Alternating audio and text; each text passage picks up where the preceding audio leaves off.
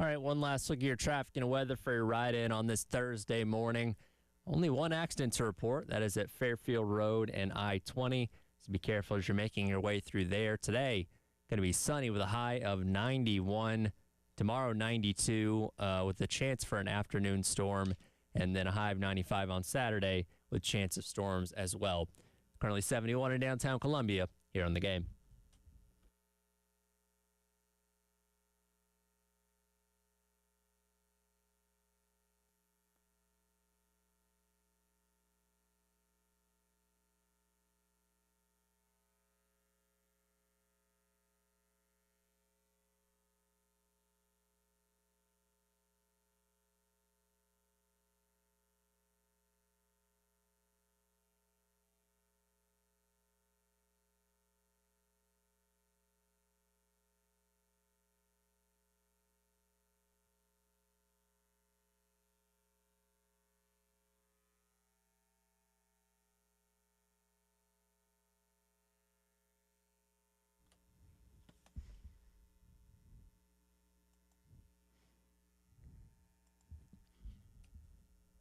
Oh, 9 o'clock on your Thursday morning. Welcome in.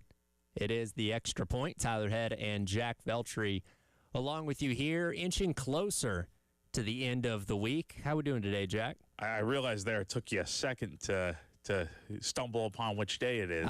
Yesterday I got it wrong. I caught that. I got it wrong, so I was making sure I had the day right. There you go. I do have things in front of me that tell me the day, so I should probably look at those too. I know. But we're smarter than the computer or whatever it is that you're looking in front of. We like to think so, at least. Yes, but I'm doing good, man. Doing good. It's a nice day outside. I think we've had a lot of rain here lately, haven't we? Did it rain yesterday? I don't know about yesterday, but I mean, recently in the last few weeks, I feel like we've gotten a ton of rain. Yeah, well, I wasn't here all last week, so I missed out on that. Last week, oh my gosh, you missed. I think it was, I want to say last Wednesday maybe. Okay. It was downpouring, as bad as I've ever seen it, to the point where I came in the studio soaked. My hair looked like it was greased up. I mean, it was bad. Yeah, Terry was making fun of me for that. But, yeah, we've got some nice weather outside. It's getting closer to July here now, and we're inching closer to football season now. What, 72 days away? 72 days away. We'll get into that countdown in just a second. I think last night was one of the first instances of really feeling the dog days of summer a little bit. I mean, yeah, you had the second round of the NBA draft. If you're interested in that, that's, again, a little bit more for the basketball sickos. But, Major League Baseball was on last night. If you have a team to follow, obviously, WNBA. But, really, you're starting to get into more of the slim pickings territory. And I was like, all right, this is it is what it is for the next basically 2 months until football gets here. Yeah, it definitely does feel like that a little bit now as we head in. It's only going to continue to be like this for the next month and a half. I will say, I think the World Cup actually is. World Cup as well. A bit interesting. I've talked about it before, so I don't really mind it. But, I don't really care about soccer at all. But it is cool kind of seeing the videos of, we talked about it on there too, Tyler, of all the people that are coming in from other countries, kind of getting the American experience of going to Buc-ee's, going to Waffle House. So I've gotten a few laughs out of seeing those clips out there. But, I think we're definitely now in the dog days of summer era of 2026. Well, and the World Cup isn't necessarily about loving soccer. It's more about national pride. Now, yes, most other countries have soccer as their number one sport. But if America's making a deep run into this thing, because they'll play their last group stage game tonight and then they'll get into the knockout round, coming up next week, and those are the games that really, really matter at that point in time. If America goes on a run, is in the semifinals of this thing, this country's going to go crazy about it, right? And it's not necessarily the love of soccer; it's more about the patriotism and pride. And I don't think there's any country that does patriotism better than the U.S. No, you're totally right about that. So it's been pretty cool so far. So the U.S., they play Turkey, right? Is it Turkey or is there Turkey? Turkey?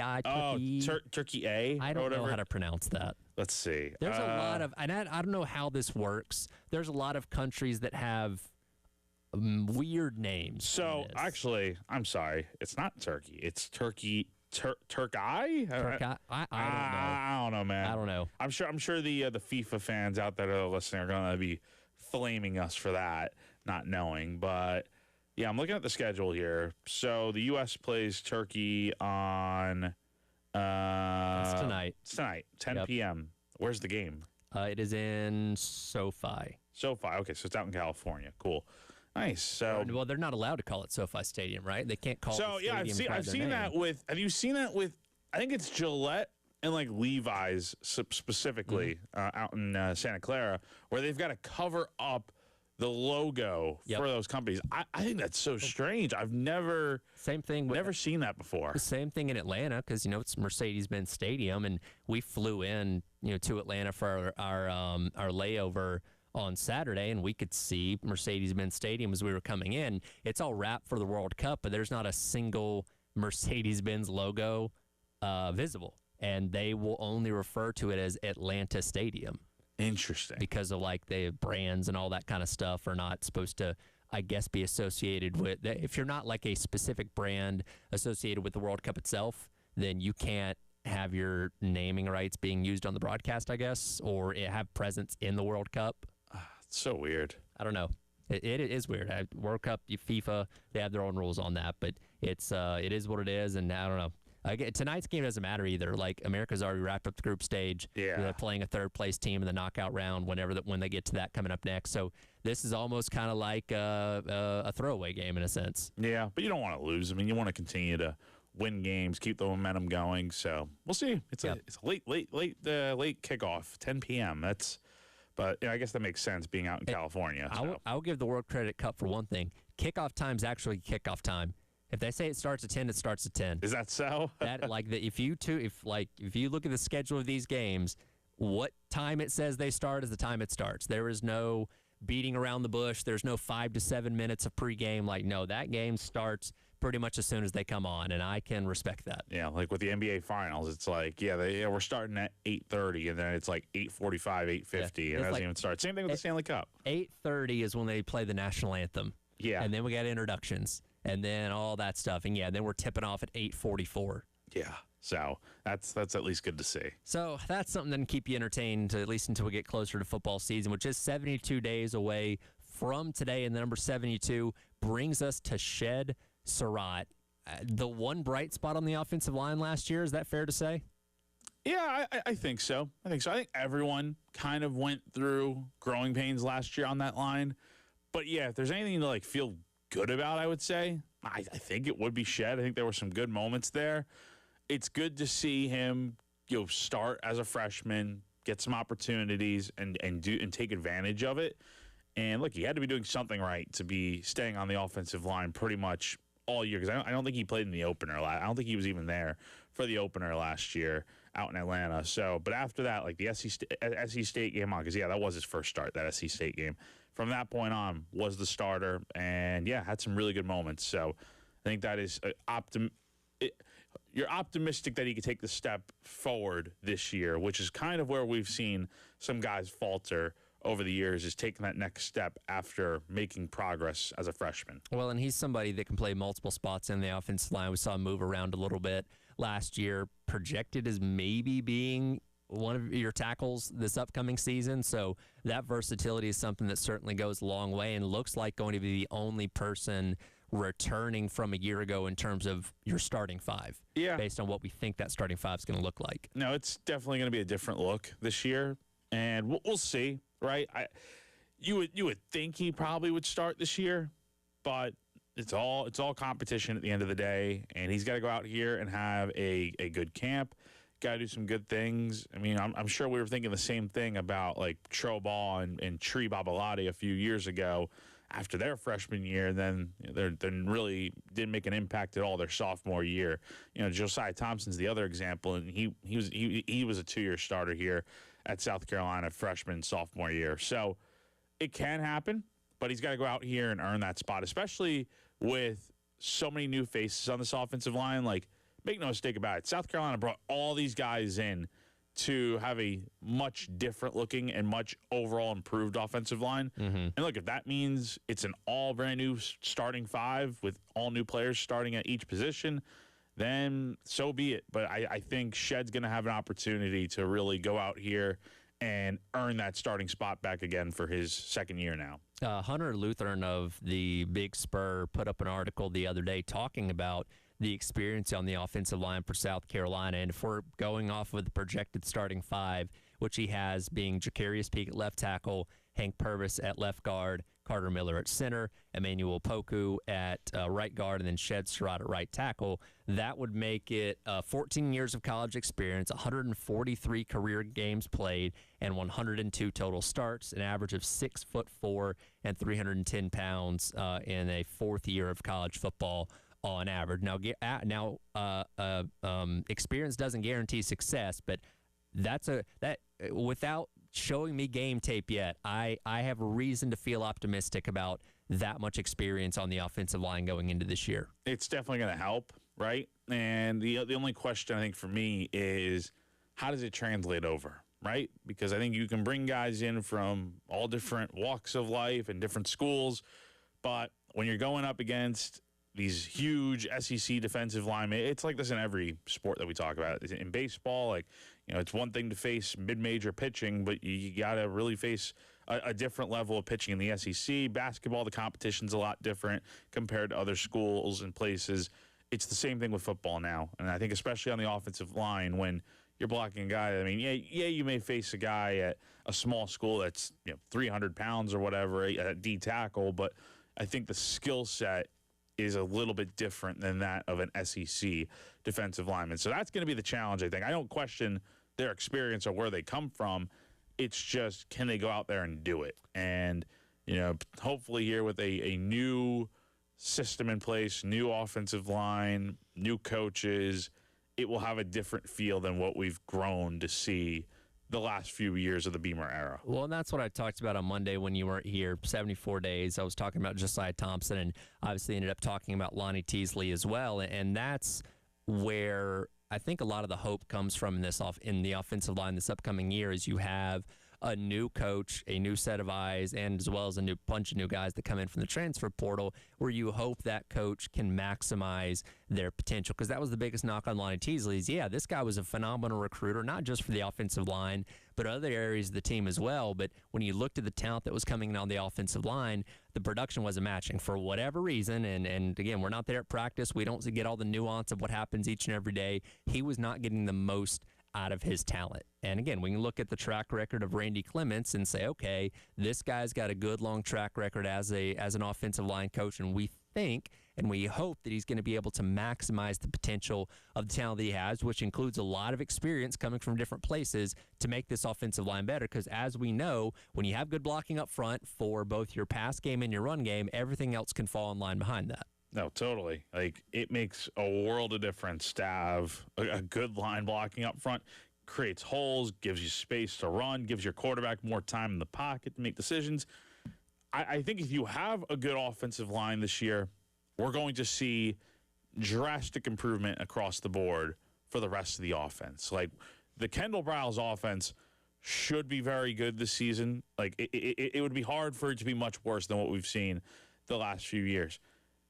But I think where we could really see, like, a significant jump to, like, reaching its full potential is having that offensive line be great. Because I don't doubt the offense can do things with or without the offensive line being great. Like, there's definitely a potential. But I think there's also a correlation of having a lot of success. The teams that are very good offensively also have good blocking up front. So, yeah, if you have that this season, I think there's reason to believe that the rest of the offense could be a lot more successful as a result of that. And again, we don't have a finalized offensive line at this point in time, but the combination of Peak, Purvis, Miller, Poku, and Surratt is kind of what I think most of us thought coming out of spring was kind of going to be the offensive line. We'll see as you get into fall camp if that changes at all, but I don't think anybody. Now, again, Peak is still coming back from his injury, so maybe he doesn't start the season. Maybe he sits out the first two games if nothing else for precautionary reasons, but when you get into the meat of the year, assuming you don't have other injuries, that's what I think we're assuming is probably going to be the starting five.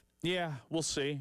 Hopefully when we're out there at preseason camp. I don't want to call it fall camp because it's really... It's 105 degrees. Yeah, it's August. It's not really fall camp. Preseason camp is what it should be called. Sure. When we get out there, hopefully we're out there long enough to where we get to see some semblance of what a starting five may look like, and not just guessing on what it would look like based on what we're seeing when we're walking out of practice or something. But yeah, hopefully we have a good idea of what that group's going to look like. One thing's for sure, they're going to have a lot of experience on that offensive line this year. And just be careful about making depth charts before Beamer puts anything out. Yeah, we don't want to do that. Don't want to do that. 72 days away from kickoff against Shetzerat, our 72 for today. We'll get into our next opponent preview coming up next, that being the Kentucky Wildcats. We'll talk about that on the other side. It is The Extra Point. Tyler Head and Jack Veltri with you on your Thursday here on The Game.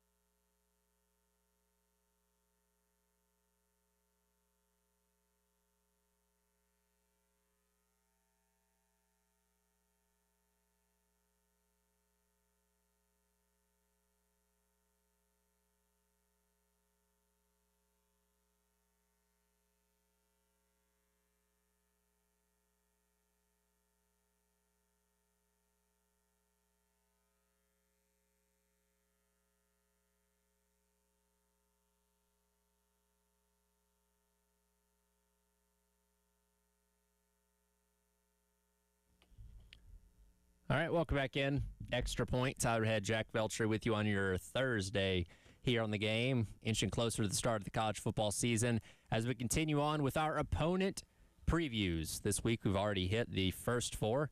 As Carolina will open with Kent State, Towson, and Mississippi State at home.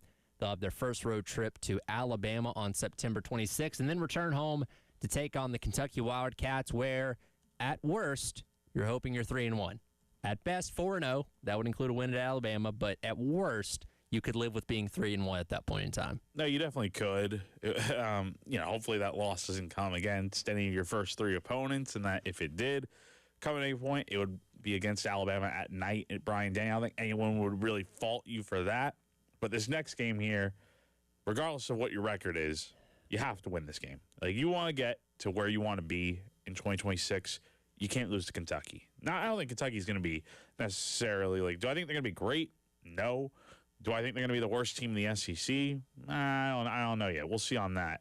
But I think they're going to be a tougher out this year compared to years past. This is maybe the only team in the SEC that you could say South Carolina maybe owns right now, quote unquote. They have the 4-game winning streak against them going back to 2022. Of course, we all know the sunglasses thing and all that with, Beamer and Mark Stoops. Mark Stoops no longer there anymore, which is still crazy to say because he was the longest tenured coach in the SEC prior to being fired at the end of last year. But this is a team that, regardless of good or bad season, the past 4 years, South Carolina has always found a way to take care of. No, you're right about that for sure. I mean, South Carolina has done a very good job at beating Kentucky, but this Kentucky team is going to be different for sure. Obviously, starting at the head coaching spot with Will Stein taking over in his first season. He comes in from Oregon, where he was the offensive coordinator there, and I think with Stein, look, we'll see what kind of offense they're running, but I think they've got some pieces on this offense. You got Kenny Minchie at quarterback, who comes in from Notre Dame. You've got some running backs coming in with C.J. Baxter and Javante Barnes that I think is going to make the run game definitely probably the strength of the offense this year, if I had to guess. You got Nick Anderson at wide receiver. So this offense has some pieces, I think, to make it potentially decent this year, to score some points. But, yeah, we'll see. It's a first-year head coach, new system. This will be the 5th game of the season for both teams. And they're coming here to Columbia. And let's see. What do we know? Off the top of my head, what's the time frame for this game? That is one of those flex games between either 3:30 or 8. Okay. So that could be anything pretty much, with the exception of a nooner. Yeah, but either way, you feel pretty good about this game being here in Columbia. Yeah, as you mentioned, some of those guys on the offense, really the entire offense is completely overhauled. New quarterback, new running backs, pretty much a new offensive line, primarily new guys when it comes to the wide receiver room as well. And that makes a lot of sense. Again, Will Stein coming over as the offensive coordinator from Oregon. And for the first time in a very long time, Kentucky will be an offensive-minded team, right? Like Mark Stoops was a defensive guy by trade, and you always knew no matter what, they were going to be a physically tough defensive team. Well, that only got them so far, and now you have a guy coming in, and that makes a lot of sense. When you fire one coach, you typically kind of go in the opposite direction in terms of philosophy, so they went out there and got a guy in Will Stein that was a really good offensive coordinator from his time at Oregon, and we'll see how that translates to Kentucky. You always have to wonder, because, look, Oregon truly was getting the best of the best talent that Will Stein was having to work with. And there is a lot of good talent that he's bringing in from the transfer portal. As you mentioned, some of those guys like Nick Anderson, like Kenny Minchie, like C.J. Baxter coming over from Texas. But they're not all of these guys are 4 and 5 stars, right? And you had dealt with a lot more of that at Oregon. So how does he deal with maybe more of a mix of talent at a place like Kentucky? And can he maximize those guys offensively, I think, is the first question you have about him as a head coach. Yeah, so I think we feel pretty good about Carolina in this game. What would our level of surprise be if, I don't know, Kentucky comes in here and wins this game? Are we pretty confident Carolina is going to win this game? Until proven otherwise, yes. Now, again, this is going to be the 5th game of the year for both of these teams. And let's see here, Kentucky By that point in time, will have played, waiting for their schedule to load, hold on. They'll have played Youngstown, Alabama, Texas A&M, and South Alabama. So you'll have had 2 SEC games for them as well to get a really good gauge of how they are. Now, if they were to beat either Alabama or Texas A&M in either one of those games, I think your concern level ticks up a little bit. They'll beat Youngstown, they'll beat South Alabama, those games or whatever. But those other 2 games, I think you really need to watch closely what happens in week 2 and week number 3, because that's going to tell you a lot about the Kentucky team that's going to be coming in here in week number 5. Yeah, I mean, if Kentucky's coming in here winning one of those games there, yeah, definitely could.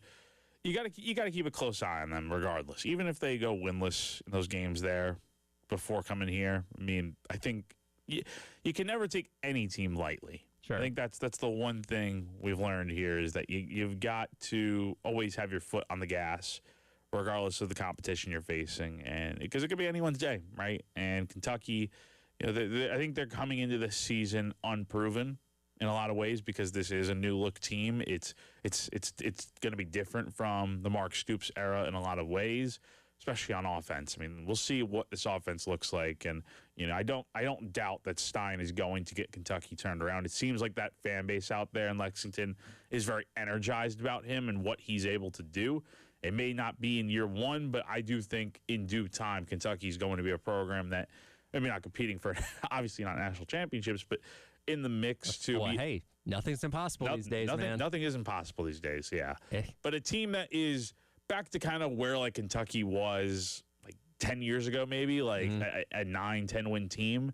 Yeah, I think that is very attainable for that group out there. I think Kentucky is often talked about as maybe one of the best places to be for football in the country in terms of being a head coach because your expectations aren't super high. Now, again, you do have to battle for resources because you're at a basketball school, but if Will Stein can consistently win around 8 games a year, keep this team in bowl games, maybe flirt with the playoff every now and then, that fan base would be more than satisfied. Now, there's saying it and there's doing it, so it's not going to be an easy task by any means. But, again, you look at some of the talent that he brought in from the transfer portal, gets a lot of people excited. I'm intrigued to see what they become. Because, again, we've had this perception of Kentucky for a decade and a half under Mark Stoops, and now that's gone out the window. So what can they be now going forward? We'll certainly see. One thing that is a benefit in terms of figuring out who they are, you're also going to have a common opponent between South Carolina and them in Alabama. They'll play in week number 2. Of course, South Carolina will play Alabama the week before that. So you can give more of a direct comparison. And again, the transitive property doesn't always work, but you can say, okay, how did South Carolina run the ball against Alabama compared to how Kentucky did? How did Kentucky, defend the pass against Alabama compared to how South Carolina did? So you have an idea, a little bit better of an idea of how these teams might match up based on both of them playing Alabama close together. It definitely does help for sure. And if I'm not mistaken, Kentucky plays Bama week 2. Is that right? That's correct. Yeah. So you'll get a very early look at them, and we'll see. We'll see what this Kentucky team looks like coming in here. You feel really good about it because it's here in Columbia. Either way, you should feel good about it. But, again, you can't discount them or really any team on the schedule because it's not going to be a walk in the park. But we'll see what kind of South Carolina team shows up for that game. I think that's the bigger thing. What South Carolina team is going to show up? One that lives up to its potential this year and looks really good, or a team that, look, if they're not playing that great, it's going to be a dogfight then, and that's going to be a 4-quarter battle for sure. That is South Carolina's week number 5 opponent in the Kentucky Wildcats. We'll preview the team they take on before the bye week coming up tomorrow in the Florida Gators. But coming up next, we'll switch gears over to men's basketball. Lamont Paris having his annual summer address as his team's finally been filled out roster-wise. And we'll get into a comment that got people talking yesterday coming up next. It is The Extra Point. Tyler Head and Jack Veltri along with you on your Thursday here on The Game.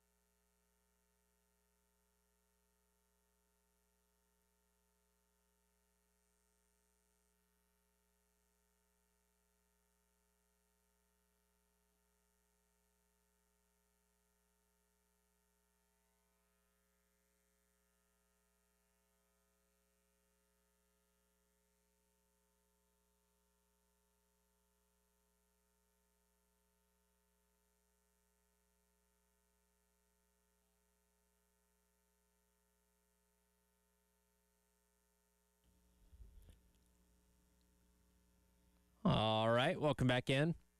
Extra Point. Tyler Head, Jack Belcher with you on your Thursday here on the game.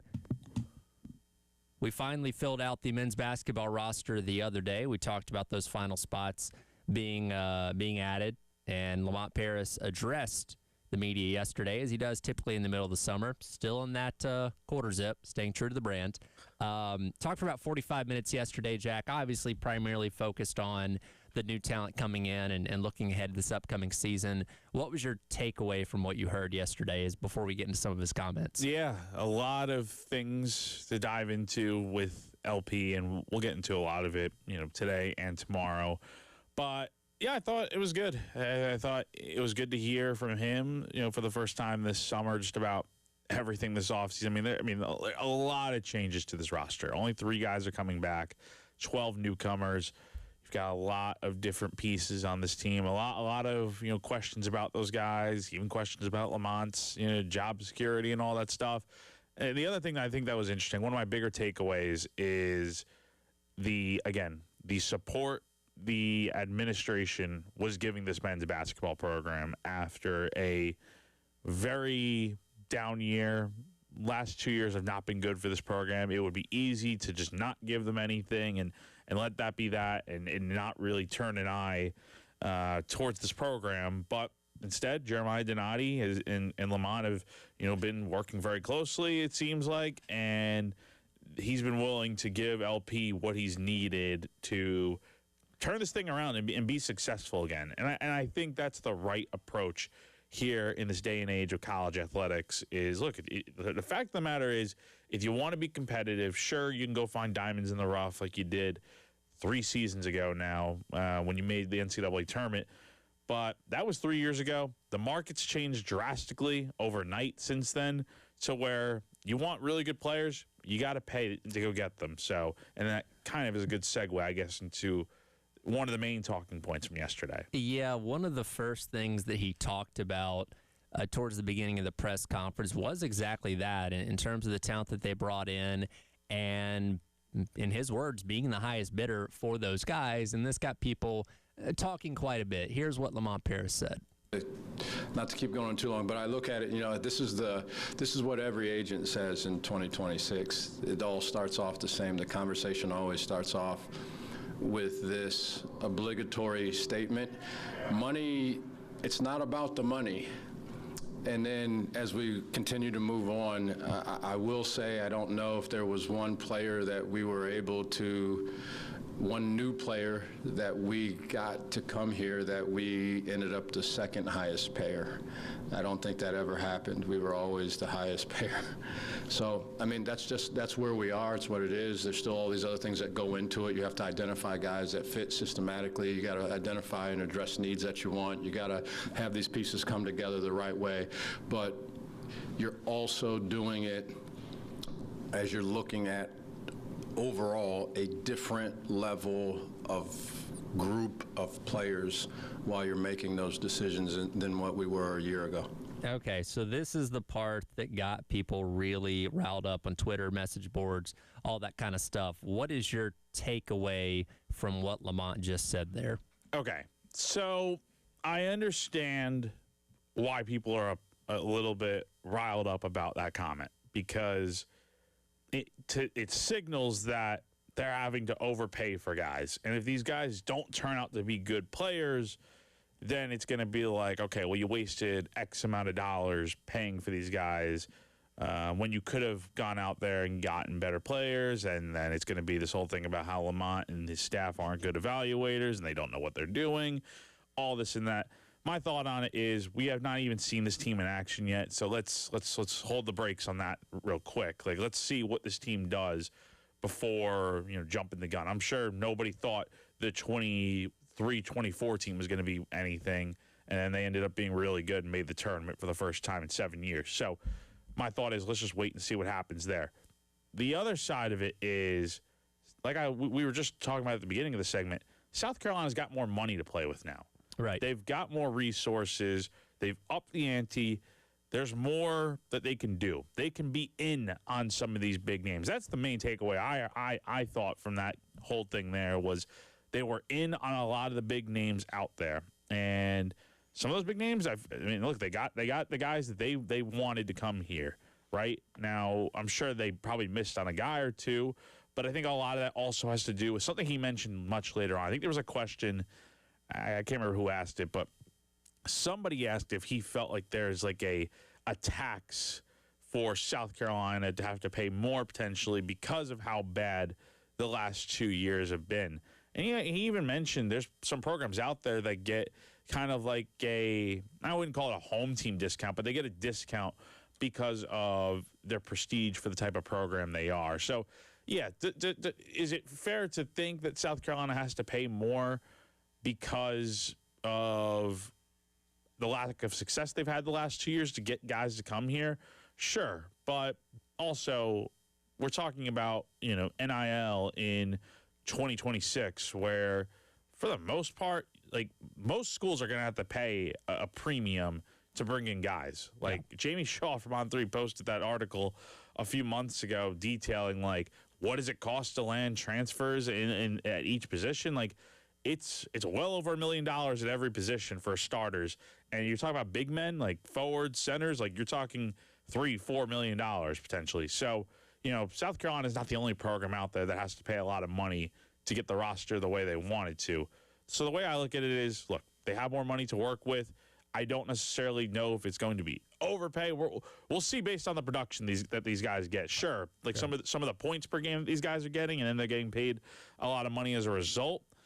Yeah, maybe that's a little bit of a question, but that's just the way the market's currently set. There's a couple different points to this, and I think the first thing we have to kind of agree on here is anything Lamont Paris says at this point in time is going to be scrutinized, and it's going to be skewed towards the negative because you're just coming off of 2 really, really bad seasons. And let's face it, the majority of the fan base really wishes he wasn't still the head coach, right? We know the reasons why he was retained and what Donati said about investing more resources and stuff like that. We understand why Lamont Paris is getting another shot. Doesn't mean the fan base has to be happy about it, and it seems like most of them aren't. So anytime he says something even remotely controversial, it's going to get people riled up and trying to bite his head off and stuff like that, which I understand, and hey, that's fair. Also, it's kind of one of those things too that doesn't that kind of need to go without saying that, like, when you get certain talent or when you get talent, aren't you supposed to be the highest bidder anyway? And like, because again, I don't think anybody looks at South Carolina as a blue blood or anything close to that. So yeah, you're not going to get that discount that a North Carolina, a Duke, or these other programs have. Like, yeah, you're probably going to have to pay more to get guys to come to a place like South Carolina. But there's also the negative connotation. I don't know if Lamont Paris was thinking about this when he said that quote yesterday. It almost implies as well that people don't want to play for you. They just want to come here because of the money. Right? Like, yeah. It's like, okay, well, the only reason why Davion Hannah came to South Carolina is because you agreed to pay him, let's just say, $1 million. I don't know if that's true or not, but let's just say that's the number. But he doesn't really want to pay for Lamont Paris. He just wants to get that paycheck, and you were the one that offered him the most. Like, I think that's something else that people pointed out a lot. It's like, well, nobody really wants to play for you. You just happen to cut him a nice check. But that's also anywhere in college basketball, right? Like, if you're getting paid, I don't know, let's say you're a basketball player and you're, one of the top players out there, and a school that stinks or something, but they offer you $6 million to come or something. I don't know, like who's turning that down, right? You know what I mean? Like, the one thing I also will say, I mean, I didn't hear Lamont at all mention that I mean, he's never going to say this publicly, I guess, but like, he never mentioned like that he felt like they had to overpay for guys or anything, right? Or they had to back off of some guys because he felt like, the demand was too much, right? Like, yeah, like the point you mentioned, like, yeah, if you're bringing a guy in, like, yeah, you're gonna end up being the highest bidder. Like, yes, money is the root of everything these days, right? You're going to have to pay a lot to get guys to come to your school, and I think that can definitely be the case for South Carolina, even more to some extent because of the situation they're in. But I mean, it's like this for every other team. I mean, they're also having to pay a lot of money to bring guys in. We'll have more on this to wrap up the hour. Get some of your thoughts on the Firehouse Subs text line as well at 803-404-6100 as we continue on with the Extra Point. Tyler Head and Jack Veltri on your Thursday on the Game.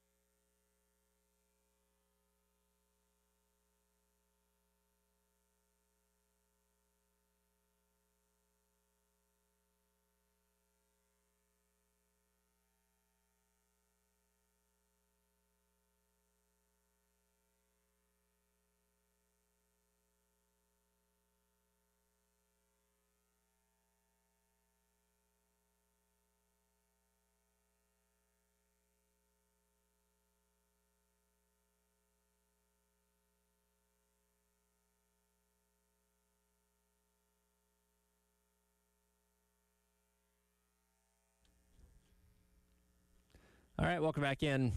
Extra Point, Tyler Head, Jack Velcher wrapping up the hour here on your Thursday on the Game. Coming up next in the Garnet Trust Hour, presented by Krantz Cooling, Heating, and Plumbing, Gamecock quarterback Jimmy Francis sits down with Wes Mitchell. I heard a little bit of that conversation yesterday. Looking forward to letting y'all hear that coming up in the Garnet Trust Hour. But right now we're unpacking Lamont Paris's comment from yesterday about being the highest bidder for all the talent that they brought in this year's transfer portal cycle. Again, as we know, it's going to be very much a make-or-break season for Lamont Paris's upcoming year, where, again, we feel like you got to at least get to the tournament to keep this ball rolling and stay the head coach here at South Carolina. And, again, there's a lot of reason to be optimistic about some of the talent that they brought in. But, again, you got to go see the results on the court when the season does roll around. And as I said a moment ago, everything that Lamont Paris says right now is going to be scrutinized and will be really until you start winning conference games, right? Like Carolina can obliterate all of their non-conference opponents, even beating Clemson and stuff like that or whatever. People are really going to look at and say, start winning SEC games, win more than, 5 of them, and then we'll start talking about this team really being different. And that's not going to come until 2027. The calendar actually flips. So a lot of time between now and then, a lot of time Lamont Paris is going to get to talk where people are still going to continue to say, just give me results. Yeah, I mean, that's the thing is all this conversation, all this every time Lamont speaks, I feel like, people are just he can't win, right? He can't win with the fan base right now. But the way to change all that is to go out here and have a great season and win games. Kind of, prove people wrong, I think is the way to look at it. And there's a lot of pressure, man. There's a lot riding on this season, quite frankly, just because of what we've talked about of, yes, they've invested more into this program. They've given Lamont what he's needed to feel like. Because last year, let's call it for what it is. Last year, South Carolina definitely was not on the same level in terms of, like, from a competitive advantage standpoint, the resources were not the same compared to the rest of the SEC. Now that we'll see, I don't know the exact dollar figure is, but obviously they are in a much better spot now than they were a year ago, to where they should have a chance to be much more competitive this year. The SEC is still going to be just as tough. But, yeah, especially with the expanded field for the tournament now getting to 76 teams, I feel like it's fair to think that South Carolina should have no excuse to be out of the tournament field again this year. Yeah, and going back to the comment about the highest bidder, I think it's one thing to say that if you know that you've, outbid the Dukes, the Kentuckys, the Kansases of the world. To my knowledge, I don't think there was anybody that Carolina ended up getting that was seriously on the radar of any of those schools. And look, there were plenty of guys that had opportunities or visits with other Power 4 programs that Carolina seemingly outbid, but I don't know how, maybe impressive is not the right word here. I don't know how much of bragging you can do on that necessarily, you know what I mean? Like again, when you're outbidding Blue Bloods, that is something that's like, hey, look, we outbid these guys for this certain player. But to my knowledge, I don't think that happened in any of these instances, which again, I think goes back to the frustration that people are showing about this. Like, okay, congratulations, you outbid, I don't know, Northwestern and Dayton on a guy or something like that. Yeah, time will tell also. That's why I say, let's hold the thought of judging how these players are going to be and what South Carolina did and didn't do until we get to see this team in action. Because if they end up being really good, then it's like, oh, man, Lamont Paris is a genius. He went out here and built a really good roster, and that just having more resources really helped. We'll see if that ends up being the case. But, yeah, I mean, I think that's a fair assumption there that, yeah, they probably weren't going toe-to-toe with, the big dogs in college basketball, but rather going out there and again, maybe in some cases they were, in those battles, like he did allude to, they were in a lot of tight-knit battles there going up against some really good programs, but who are those programs? We don't know. Yeah, obviously, and again, there's a lot of things that Lamont Paris talked about yesterday. We'll get into coming up a little bit more tomorrow. May also get into that conversation about the tax, quote unquote, as well as what he had to say about being on the hot seat. But I guess so, because again, he usually does his middle of the summer address. We probably won't hear from him. Well, we hear from him on the trip. Will they do any media availability during that? I don't know, because they're out in the Bahamas from August 7th to the 11th, I think. I don't know if we'll hear anything specifically about that. One other thing I will mention is that not all the players are in Colombia right now. There are a few international guys that are competing with their national teams this summer.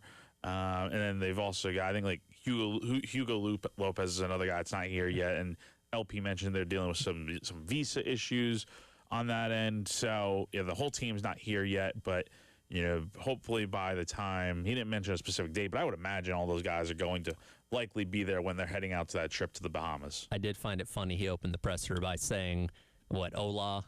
He's working on his Spanish. Yeah. He's going to need it. Yeah, that was one thing I did want to ask, but we didn't have enough time, is like, okay, like with all these international guys coming in, do you need a translator to kind of help out with that? Or can these guys speak good English? Because that is it's a curious question there, I'd say. There's got to be some kind of resource within the school, if not within the athletic association, that would have probably multiple people that can do translating. Absolutely, right? Absolutely. But I mean, you got guys coming from all different backgrounds and whatnot, so that's the price you pay for having international guys. Everybody speaks basketball, right? Yes. Jimmy Francis conversation with Wes Mitchell coming up next as we get into the Garnet Trust Hour presented by Krantz Cooling, Heating, and Plumbing on your Thursday here on the game.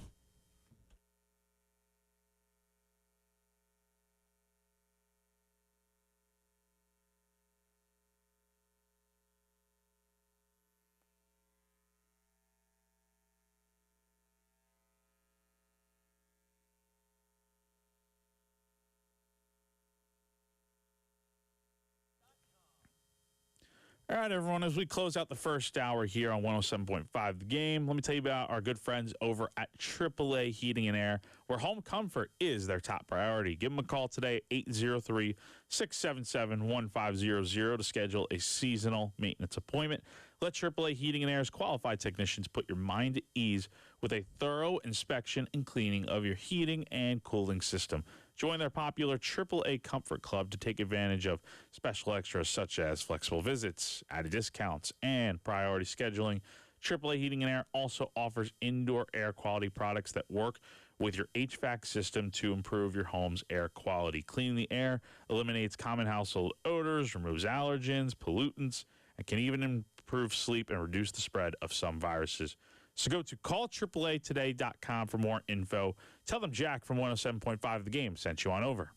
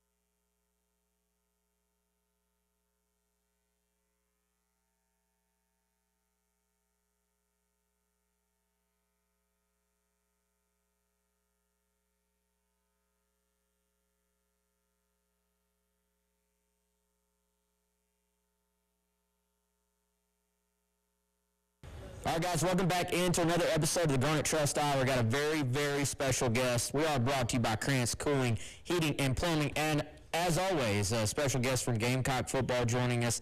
This time, also, you're sitting in this chair. Jimmy, you've been getting used to sitting over here where I am in terms of interviewing people. We got Jimmy Francis from South Carolina Football, also host of the Jimmy and Joe's podcast. Jimmy, I appreciate you taking the time in. How you doing today? Doing well. Thank you for having me. I really appreciate this. Yeah, excited to talk some football, but also talk about the podcast itself, too. Yeah. So for a lot of guys, when we have them on, man, the first question is always kind of, all right, how did you end up here? You're from Texas. Yeah. You walk on at South Carolina. How did that come about in the first place? So it really starts with my grandmother. She is from Columbia, went to AC Flora, then went to Carolina, didn't graduate because she got married because that was normal then. So was raised a Gamecock fan, was always told how great it is here, and was fortunate to get to come to a few games and kind of fell in love with it. And 7-year-old me was like, hey, we're going to do this. And thankfully had some things go my way and had the right people get eyes on me, and everything kind of fell in line, and I'm just happy it all worked out. Yeah, so you are the rare case of a guy coming from Texas to play for South Carolina, and it's still kind of a dream school scenario for you. What was that like playing? I mean, everybody out here always talks about, like, Texas high school football, man. It's like up there, I know people will argue about, is it Florida, is it Texas, is it California? Best, but certainly is up there with the best football in the country. What can you tell us about experiencing that yourself? I understand you were playing quarterback and some safety, right? There was a little bit of safety in the early days that kind of dwindled away as people got a little bit more athletic. I wasn't much use on the defensive side of the ball at that point. But, so I went to a little all-boys school. I had 96 guys in my graduating class.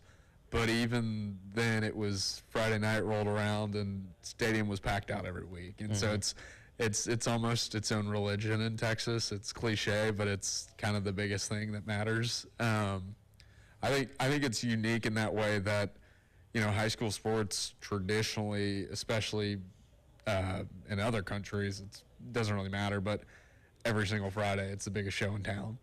And so being in Texas, growing up in that competitive landscape, and having having something you do matter that much really sets the tone to then you get here and it's the biggest show in town once again. So it's cool to kind of have that same energy all along. Now, did you play in or at least see some of the, like I see online, these stadiums that they're high school stadiums, but they're bigger than a lot of college stadiums. Man. What can you tell us about that? I'd never played in them in games.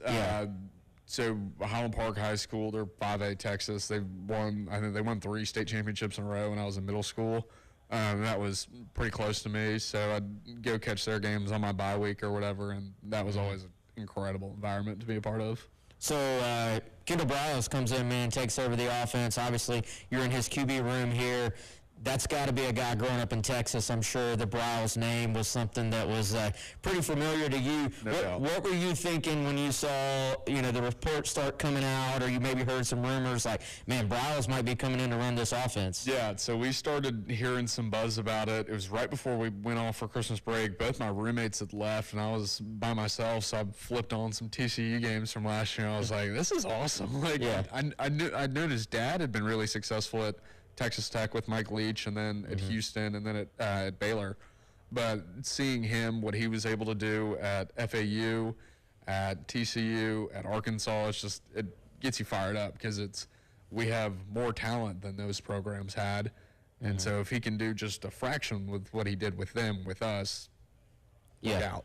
Yeah, and I don't want to put you in a position to give away anything you're not supposed to give away, but how exciting has it been to dive into it and start to kind of, I'm sure you watched the film, but now you're seeing the behind the scenes of how it actually gets put together, and everybody's kind of been bragging on, like, hey, this is some fun stuff. We know tempo is going to be a part of it. That's not a secret, but what can you tell us about it? Yeah, I would say it's going to kind of stray away from the more traditional approach that we got used to last year. Not that there's anything wrong with that necessarily, but I think what Coach Briles has been able to do in such a short time is recognize, okay, these are the guys that we have. Here's what they're good at. How can we shape the offense to best fit our capabilities and our strengths, and how can we hide any weaknesses. So doing a great job with managing who we have, and then just how that translates into game plan, install, and everything with that. And just so you know, I want to kind of weave this back and forth a little bit between football and the podcast. So let's let everybody know about that a little bit. I know it's through 1801 Media, which is also kind of through Garnet Trust. Yeah. And how did that all sort of come about in terms of, was that anything you'd ever thought about before, or you were just approached and you said, hey, this is kind of cool to do? Yeah, so I like in middle school, I took film studies, so got some camera action there, and then did a lot of drama in high school. Mm-hmm. So I've always liked being a performer, I guess. So it was something I never was really serious about. I wasn't going to do it on my own, but yeah, I mean, having a podcast would be pretty cool. And I guess it would have been towards the end of the first semester last year. Jeremy Smith, who's our head of the Garnet Trust, reached out to me and said, hey, Luke had this show last year. Would you be interested and want to do it? And I figured that'd be awesome. And just it gives me an opportunity to, it's somewhat of an escape. It can be monotonous at times being a student, being an athlete. It's just you're doing the same thing in the same place all the time. It just kind of shakes it up and adds a different element to something during the week, and it's something that I can have creative direction and autonomy with that. And so it's just kind of a fun little different thing I get to do and learn more about my teammates and tell stories and just have a good time and share that with the fans. Yeah, I feel like you've been able to take it and run with it, man.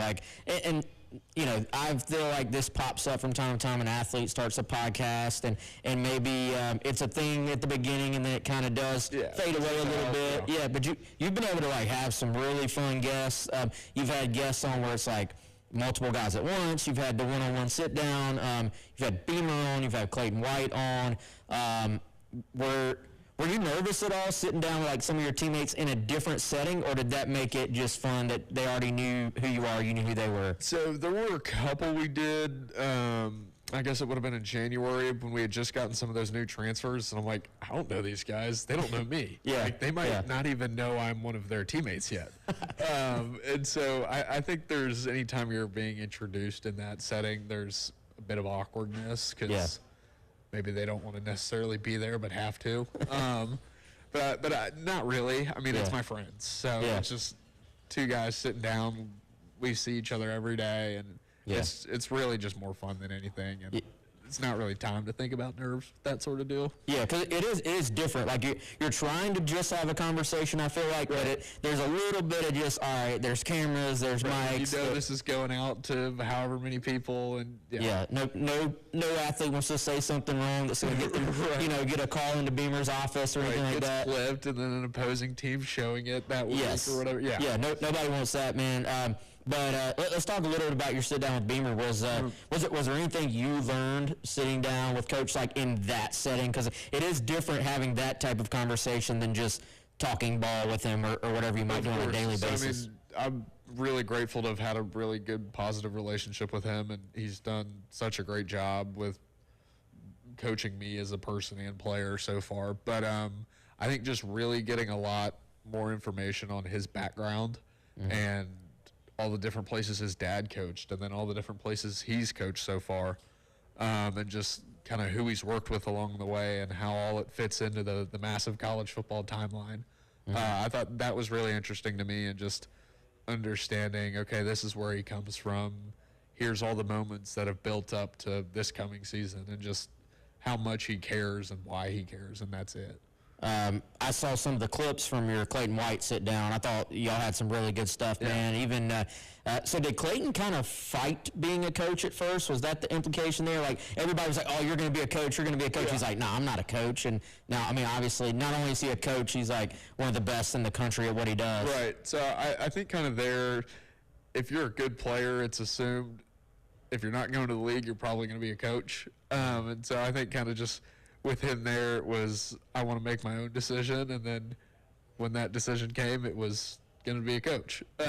So thankfully he did choose that route. Yeah. Yeah, and has worked out, obviously great for him. And pretty good. If we have a listener or viewer who hasn't checked out the podcast, I mean, I feel like Beamer, Clayton White are the easy answer. Is there a conversation or a sit down that's maybe been your favorite or most fun to do? I think one of the more recent ones, Mike Tyler and Brady Hunt. Brady was having his first son like a week later. So getting insight from a guy who I've known for over 2 years now, and he's about to be a dad. Yeah. Like, just really, really cool, because we've had a great job picking people and seeing so many different backgrounds and walks of life and transfers, guys who committed in high school and from all these different states, different sides of the ball. So you get so much variety in who I've been able to talk to, and that's really been enjoyable. Well, even with those two guys, you have one guy who transferred in, is married, is having a kid, and you got Mike, who's from just freshman right there, from right down the road in Hammond School. Mike Tyler. Yeah, so you have kind of a little dichotomy there, I guess. But I thought it was interesting. Coach Beamer, on one of those clips, said, "Hey, Brady Hunt, that's a guy I'm excited about. It's a guy who's done everything the right way." What can you tell us really about both those guys? I know Mike got some good buzz in the spring, too. It seems like there's some excitement in the tight end room. Maybe people sitting in my chair, media, aren't talking about those guys quite enough this offseason. Yeah, so I think notably those two, Brady's a guy who has been sidetracked with injuries, and then obviously if you play behind a guy named Josh Simon, it's going to be hard to make plays when he's out there doing what he did. But I think Brady, like Beamer said, he does everything right. He sets the example. He does the hard work. He does the extra stuff, and he's relentless. He gets hurt. He comes back and just keeps getting better. And I think it's proven, and that's the type of person he is, type of player he is, and I think he's set up to have a really great season. Meanwhile, you have Mike, who comes in as a freshman, just whirlwind of information and expectation, and you go from being the guy at Hammond to just another one of the guys. And so he's done a great job kind of embracing that. And him and Cutter Woods, they throw every single day. And it's just like nothing's enough for him. He just keeps wanting more and just keeps continuing to get better. And he's posed to have a really good role this year. I want to hit on that a little bit because that's something we consistently hear about Cutter Woods from the moment he's gotten here. But we need to take a quick break. We'll come back. We'll talk Lenore Sellers, Cutter Woods, the quarterback room that Jimmy is in. You're listening to the Garnet Trust Hour here on The Game.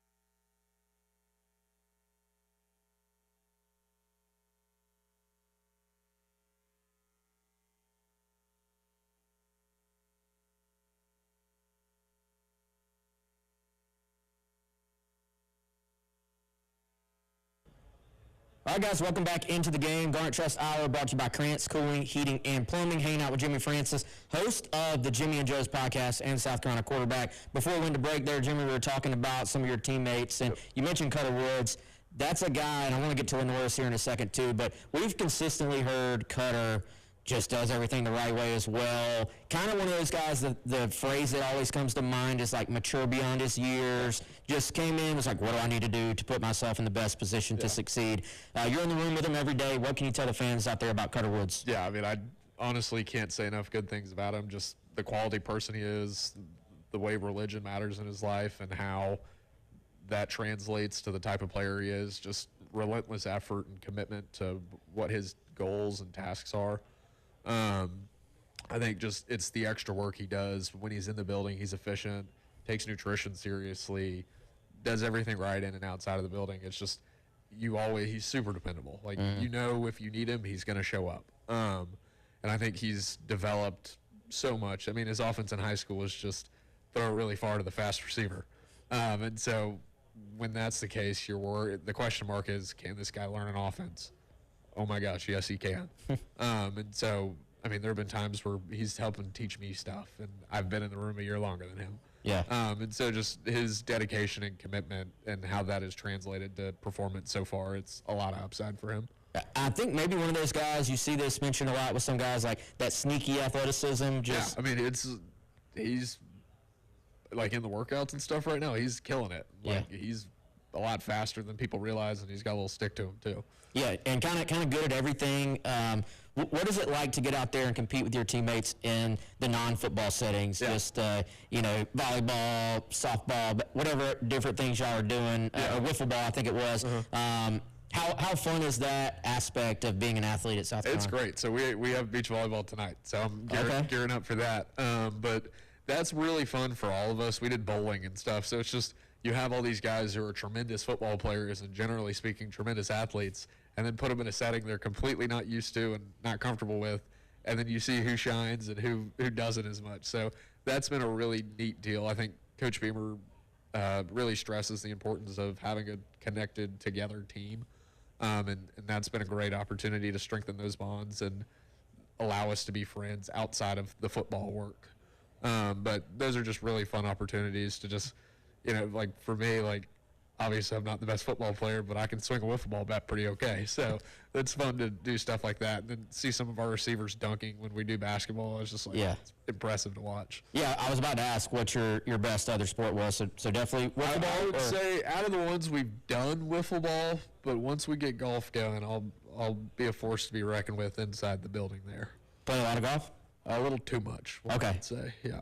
Who else on the team is playing golf? I think Lenoris has gotten into it. Lenoris has gotten very good. He is getting close to beating me these days. Brady Hunt's a good player, although that child kind of gets in the way of his free time now. Yeah. Neil Salvage, who's a running back, came in with me my year. He's the best player on the team. Our director of operations, George Wynn, is the best player in the building. A couple guys on the strength staff are pretty solid players, but we've got a good weekend group during the off season. Okay, so will that be an official team? Hopefully. Hopefully, I mean, we have a simulator now. I tried to get a golf league going in the spring, but it kind of fell through. Okay. I might try to re-up that next off season. All right, like you said, Lenoris, pretty good at golf, pretty good at football too, man. I think there's a lot of excitement from what we hear out of the building about him, like just taking another step this year, especially with this Bryles offense. I think maybe will be built around his skill set a little bit. What do you see from him just being around him every day? I think so. He turned 21 yesterday, and so you have a guy who's been in the program a while, played in a lot of games. He's still a young guy, and so seeing him develop from a maturity standpoint, a leadership standpoint, he's always done the right thing and done all the work and done it well. But now he's pulling others along with him. And so seeing those strides and knowing how that'll translate onto the field is really, it makes you feel a lot better about the season. And then just kind of, I think last year, really all of us was just rattled our confidence of just, hey, here's a guy who took over the world at the end of the last season and is now struggling. Like, what happened? Yeah. Because it wasn't a fault of preparation. I mean, we did all the same things, if not more. And so seeing him regain his confidence and kind of have that edge to him that we're so used to seeing and just watching him to continue get better and better and better is really encouraging. Let's talk about your role. Are you on your bio? It says you're running the scout team a lot. Are you? Is that accurate? Or like, are you running the scout team most days in practice, or not really? So it kind of varies in the off season right now. So we'll have player ran practices and stuff, and so I'll signal for that. I'll help call plays for that, and then kind of just also be at a now third-year player in the program, weird to say. Yeah. But just helping kind of bring younger guys along when I can, and just, I don't want to use the term coach on the field, but it's, I don't know, it's hard for me to see somebody do something wrong or not as well as they could and not want to help them. And so I try to take it upon myself to just be a resource for younger guys and be a friendly hand of advice for anybody. But mostly, like, in season, it's mostly scout team, yeah. Well, and that's fun. I mean, I enjoy it. I'll do what everybody did to Clayton White, and assume. Are you thinking about coaching? Is that in the future, or yeah? Not really? So there are three paths we could go down, and coaching is one of the three. I think when my time here as a player is up, I'm not going to be ready to say goodbye to the game yet, and so I'd want to explore that avenue. But I don't know if that's in game for me. I've got some other ventures I've always been pretty passionate about and want to be involved with. I gotta also ask. So Tyler, our normal host on this show too. Yeah. He doesn't like the fact you wear 25. He says it's not a quarterback number. The quintessential quarterback number. What's the value of a quarter? What is the background? Like, how did you pick 25? So I showed up and my locker said 25. And that was that? Yeah. Coach Beamer wore it, his dad wore it, so there's a little something special to it. But okay. All right. Yeah, no, I mean, gave it to me, and I said, all right, let's embrace it, let's have fun with it, and no intention on changing it. Okay, I actually like that part, because this is my old man yells at clouds for everybody else complains about the portal and and my thing is, guys, why do we have to change our number every year? Well, I also don't want to make my mom have to buy a new jersey. That's what I'm saying. So fans want to buy people's jerseys. They want to know, hey, at least if they don't transfer, I'm gonna be able to wear that jersey to the game, and it's the same number. Can you ask the guys on your podcast why we got to change the number so often? Is that not a trend? It feels like it's a trend in college ball. It definitely is, because you have guys come in as freshmen and everybody wants 0 through 9. And obviously you can't do that. But like, for instance, David Busey had been 13 and had kind of made an identity in 13. He wore 9 in high school, and that's what he wanted. So when it came available, he going to take it. Yeah. So you have ones like that, but then, I mean, I don't feel like we've had as much turnover in the jersey number as other programs have, but it definitely is a trend of just something new. Maybe it's fresh start. I don't know. Yeah, I mean, we had, I can't remember who it was, man, so I'm not going to throw anybody under the bus. Somebody changed their number in, like, Game 5 last year. Sure. Well, so was it Vandrevius Jacobs? Yeah, he changed from 19 to 4 because Michael Smith is no longer with the program. Yes. Yeah. Yeah. Come on, man. Like, yeah, that was a rough one. I love Dre, but what are we doing, dude? Yeah, come on, man. Like, I think he's a 19 at Miami too. There's some kid that's parent bought your jersey. That got the Vandrevius Vernon Jacobs the 4th jersey. Yeah, and it actually these days can have your name. Like, right. It is truly your jersey. So, all right, that's what I'm pushing for moving forward, man. It's pride in the identity. Yes. And Dave Busey, what are we doing, man? Like, we've seen you running down there, making plays, hitting people, blowing people up. Against Bama. Yes, in a number. So let's. I'm for one glad you're going to keep 25. It is stuck to you now, man. Have you realized that you're kind of like Gamecock fans? There's some memes. There's some. Like, they love you, man. Like, have you paid attention to any of that? Gamecock tomorrow throws you in there a lot. I can't lie, I love it. It's pretty awesome. It makes my day very bright when I see it. But it's just, I don't know, it's kind of humbling in a way, too. It's just like, I haven't really accomplished anything significant here. I just try to show up and get better every day. But still, like, I think it just kind of speaks volumes to the Carolina fan base. Like, here's me, it's just a walk-on from Texas, and they find a way to make me feel appreciated and valued as a player. And so I love it. It's really cool, and my parents get a kick out of it. My buddies do too. So thank you to everyone that supports that initiative. Yeah, do people send you though? Like, when they see it, do they send it to you? I gotta imagine. I do think, I will say, that's a message towards staying at a school. And like, people transfer for many reasons. I'm not saying there's anything wrong with it. You got a bunch of teammates that have transferred into South Carolina, but there is something to be said for staying somewhere and like knowing, hey, if you stay here, you're 4 or 5 years, that's your homecoming. That's where you go. That's, you're going to put on that a Gamecock polo and go to games for maybe the rest of your life. Yeah, and I think so. I'd seen an interview at the Elite 11 that Luke Doty had said when he was coming through the recruiting process, and it was, if football disappeared tomorrow, would I still be happy here? And I had opportunities at other levels, obviously not the SEC, to go play at Division III level at very quality academic schools that I would have competed and been a starter for most likely. But my parents always said, go somewhere where you'd be happy without football. Yeah. And so I think that was why I wanted to be here so badly, because I always dreamed of playing. But also, if I, God forbid, tear my ACL tomorrow and can't ever play again, I'd still be really happy here and have a great time and have the friends and have the academic community and just kind of all the elements that you'd look at when choosing a school, football aside. So I think that was really important to me and why I wanted to go here, and that's why I'm going to continue to be a student, be a student athlete here. You've mentioned Luke a couple times, man. That's a guy who just seems to everybody who's around him loves him. Yeah. Now he's over there helping out with Clayton White. He's a Benedict Arnold. He turned. Yeah, he's a secondary coach now, man. Like future defensive coordinator here. I heard he picked things up pretty quickly over there too. You spent 6 years reading defenses. You think you figure out a thing or two? Yeah. What has kind of just being around Luke in your time here meant to you? I mean, everything. Yeah. Just even going back to my very first workout, within 5 minutes, I'm on the ground throwing up, and he's the one that picks me up. You're good, buddy. It's going to be all right. And so it's little stuff like that, and then just developing a friendship and a relationship, and him really being a mentor figure for me, and just how to do things the right way and how to play quarterback, and just little things and big things here and there. All right, we got to take a quick break. You're listening to Garnet Trust Hour.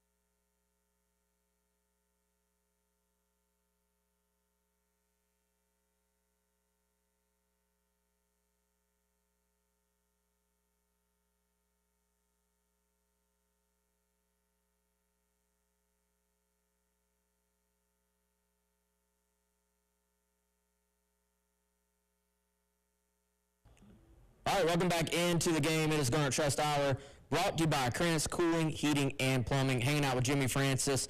And, Jimmy, you were talking about your first workout. Yeah. What is that? What are those? Would this have been in a summer? Would this have been mid-year? Summer. Okay. It So would have been June like a June? 17th, 2024. Okay. It has left a mark, apparently. yes. It's left a scar. That's a seared scar. What are you doing in a first workout under Luke Day, man? Like, I gotta imagine this is some like crazy, maybe not even fit for air. Like, what are we doing on a day one workout? So with Coach Day, he's a wizard when it comes to stuff. Him, Coach Chip, Said, Will, Jameel, like all of them, they're very good at what they do. And you've seen it with the results guys have had in the combine and everything like that. But it is insane. And there are many days where I question, hey, maybe just being a student's not so bad. But so I notably that first one, a little thing called carry what you kill. And it sounds about as bad as it is, but I think I made it halfway through. No, I made one rep, and that was that.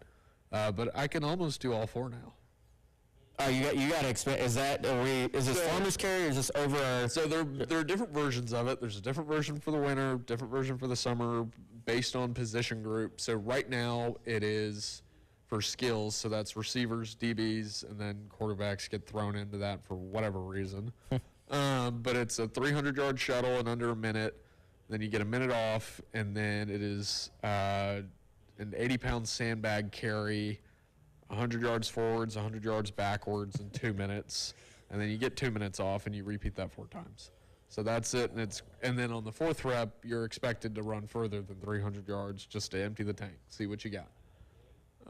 So like Cutter went like 340 the other day, Harbor's done over 340, Lenoris too, like Boosie did 340. Like some guys have been showing out on that last rep, but it's menacing. I mean, you just want to cry afterwards. So maybe that's just my experience, but everybody has a similar feeling about it. You dread Thursdays.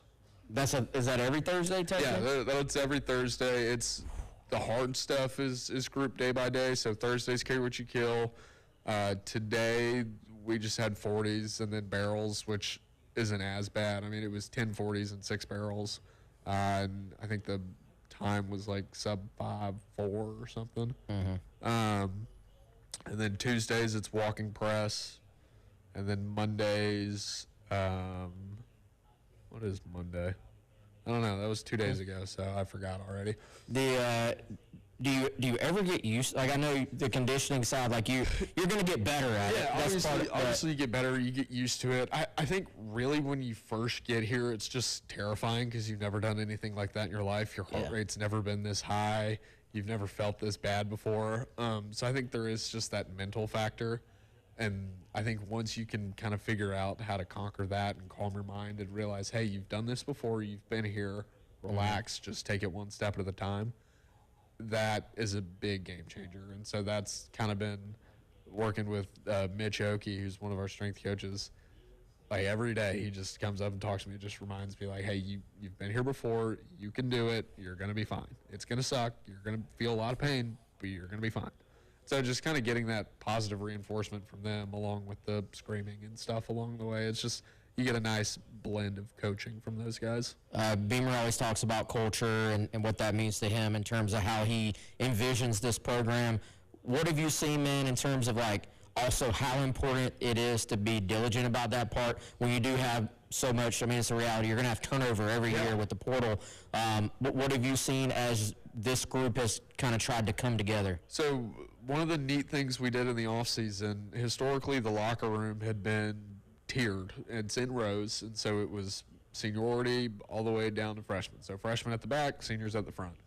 And Beamer said, we're done with that, randomize it. And so you're spending time with a transfer sixth-year senior, and he's next to a brand-new freshman. And so you kind of start to mold those relationships with people that you might not be in a workout group with. And then doing the Wednesday activities, playing beach volleyball or whatever. So it's that kind of stuff that brings us close together. But I was really impressed with how quickly everybody assimilated. Guys that had been successful elsewhere just came in, were ready to work and be a part of the team. And just kind of how quick they absorb that identity that we've worked hard to build and establish. And so I think just not anything against anybody that came in last year, but it's just the guys that we have in the room right now, it feels right. Yeah. And they want to be here and they want to work and be a part of what we're doing. And it's all shaping up really, really nicely right now. Jimmy, we appreciate you taking the time, man. This has been fun. I feel like we could go longer, but we got to get out of here. Why don't you tell everybody out there how they can check out the Jimmy and Joe's podcast? Yeah, so you can go on YouTube on the 1801 Media. It's got its own playlist in the podcast section. It's at the top right now, and we've got over 20 episodes released on there. So would really appreciate it if y'all are interested, and I hope you enjoy it. All right, that's South Carolina quarterback and host of the Jimmy and Joe's podcast, Jimmy Francis. Go check out the podcast now wherever you watch podcasts. Jimmy, we appreciate it, man. We'll let you get out of here, and appreciate you guys for joining us here on the Garnet Trust Hour, brought to you by Krantz Cooling, Heating, and Plumbing.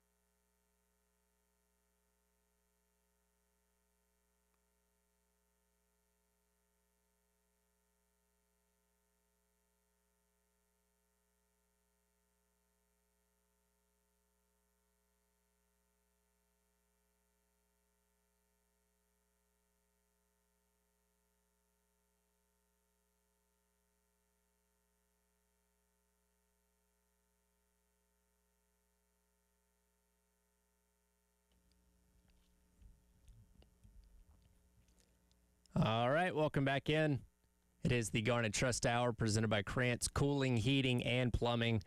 Tyler Ed and Chris Clark along with you. You just heard Wes Mitchell's conversation with Jimmy Francis, of course, walk-on backup quarterback for Gamecock football. Also, as they mentioned multiple times during the interview, host of the Jimmy's and Joe's podcast you can listen to on 1801 Media. So sounds like, as you know, he kind of alluded to there, a potential pathway for a career for Jimmy Francis once football's done, whether if he doesn't want to get into coaching or anything like that. Again, a lot of interviews over there with our friends over at 1801 Media, and I believe we're going to try and get a little bit of that conversation that he had with Coach Beamer here recently as well, and maybe talk about that a little bit coming up on tomorrow's show. But Jimmy Francis, and you mentioning there kind of towards the end of the interview, that he is somebody that has become a little bit endeared to the Gamecock fan base and all that kind of stuff with some of the memes and stuff like that on social media. That's always neat to see, especially for a guy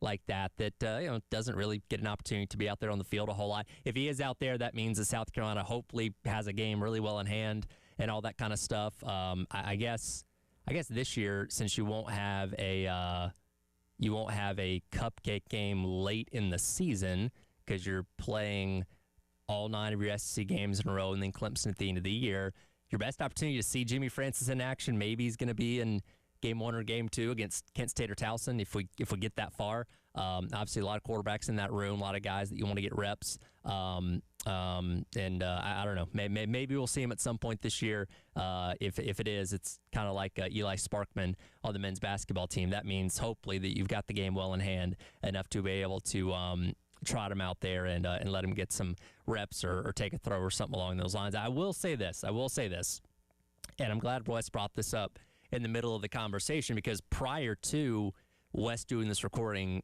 yesterday when they came in studio and did all that, I told him, I said, well, the only thing that bothers me about Jimmy Francis is the fact that he wears the number 25.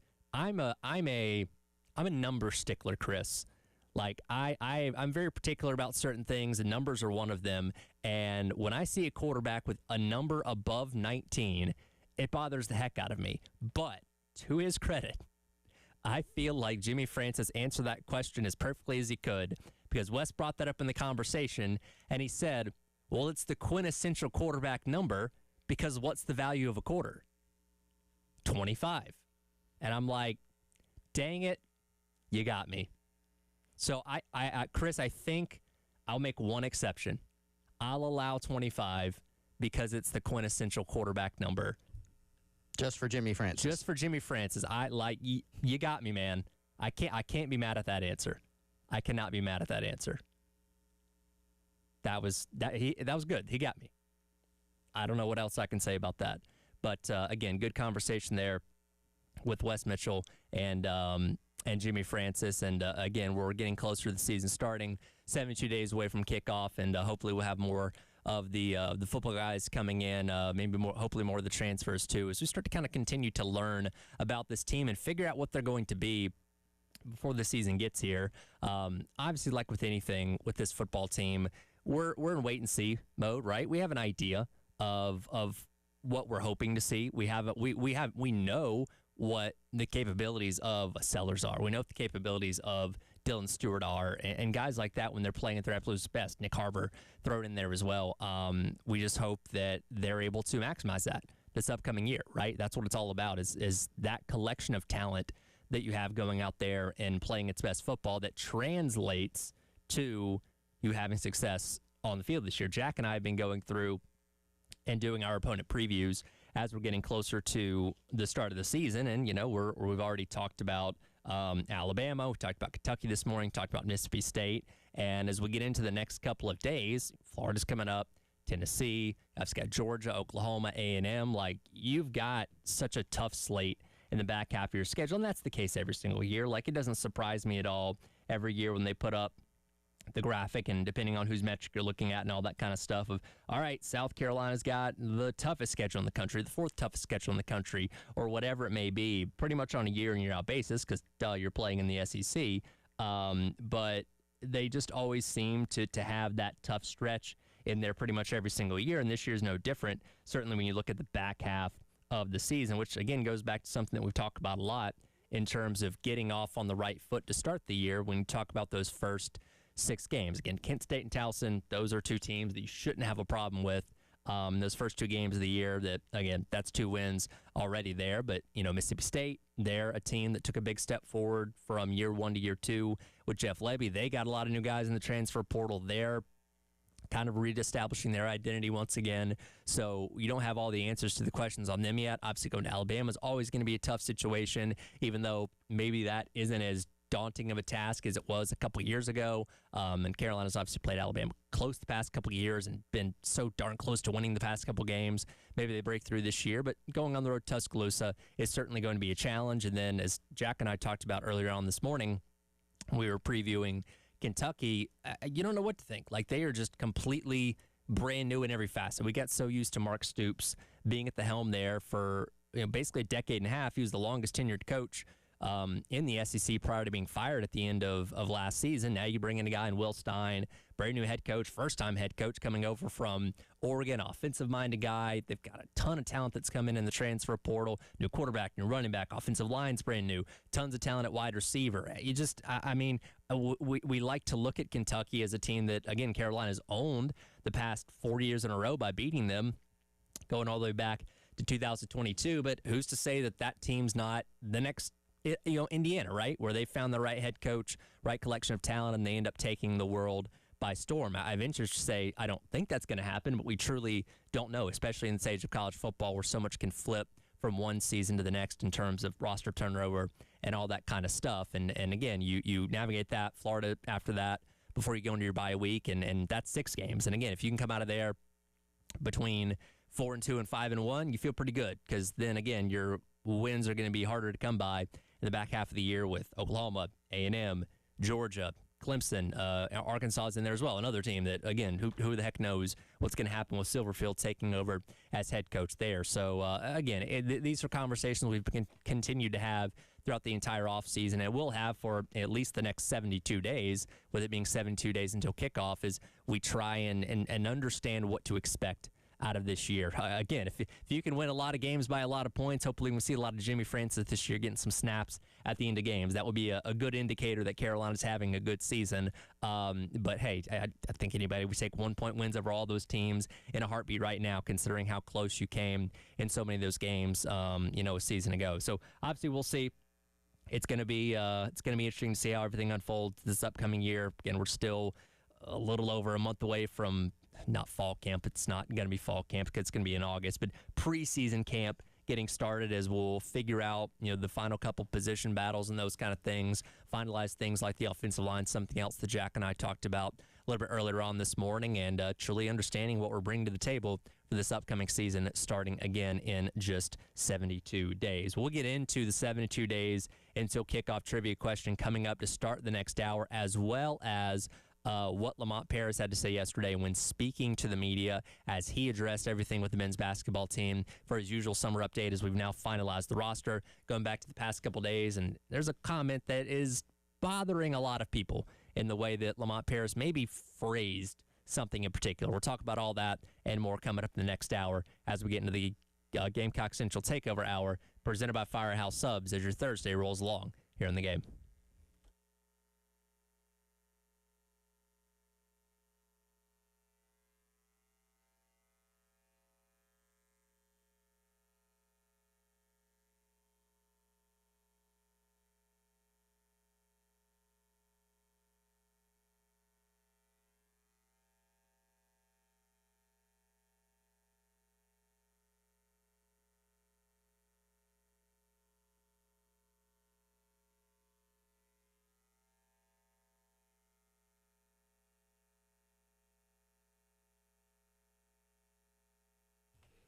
All right, everyone, let's tell you about our friends over at Krantz Cooling, Heating, and Plumbing. Every Tuesday and every Thursday, the presenting sponsor of the Garnet Trust Hour, which you just heard on the game. Appreciate Justin Krantz, general manager over there, and his team for being a part of the program and helping make that happen every Tuesday and Thursday. Krantz Cooling, Heating, and Plumbing can take care of any of your home or commercial HVAC needs and plumbing needs. That's right. A while back, Same great service that's been going on in the Midlands since 1983 for any of your HVAC needs. Also applied to plumbing. So, of course, they've been to my home, been to Wes Mitchell's home for HVAC needs. They helped Wes out with a plumbing issue at his home recently. They can come do the same for you. Installations, maintenance, repairs, anything you need with your air conditioning, your heating, indoor air quality, or your plumbing. KrantzCooling.com, Krantz, cooling with a K, KrantzCooling.com. Go check them out today.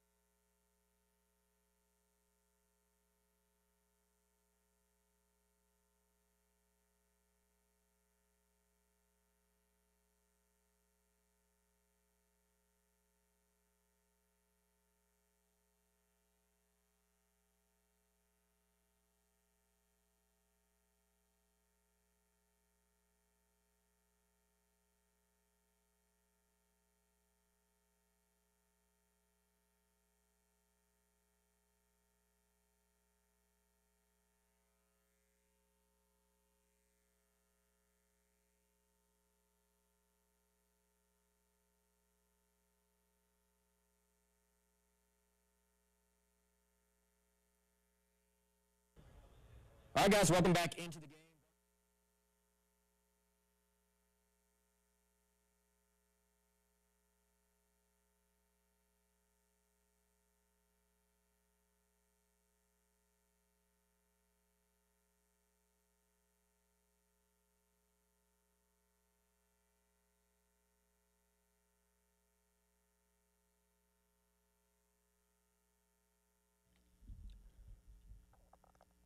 Uh, 11 o'clock on your Thursday morning. Welcome in. It is the Gamecock Central Takeover Hour presented by Firehouse Subs. Just Tyler Hayden, Chris Clark along with you today. I guess Wes got his job out of the way this morning by doing the Jimmy Francis interview, and then he's big timing us for the rest of the week, I guess. He is. He's like, I got that interview. I'm good.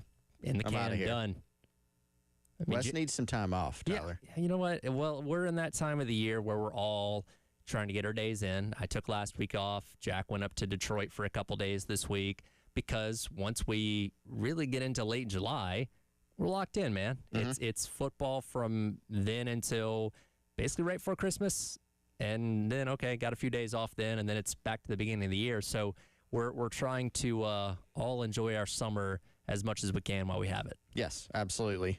July, July is, we're going to have some cool stuff planned. It's a little bit of a, it's a slower activity month in terms of football. Sure. Coaches, that's the one month where people in the football office, for instance, are taking some time off. But I think we can take that opportunity to start getting into,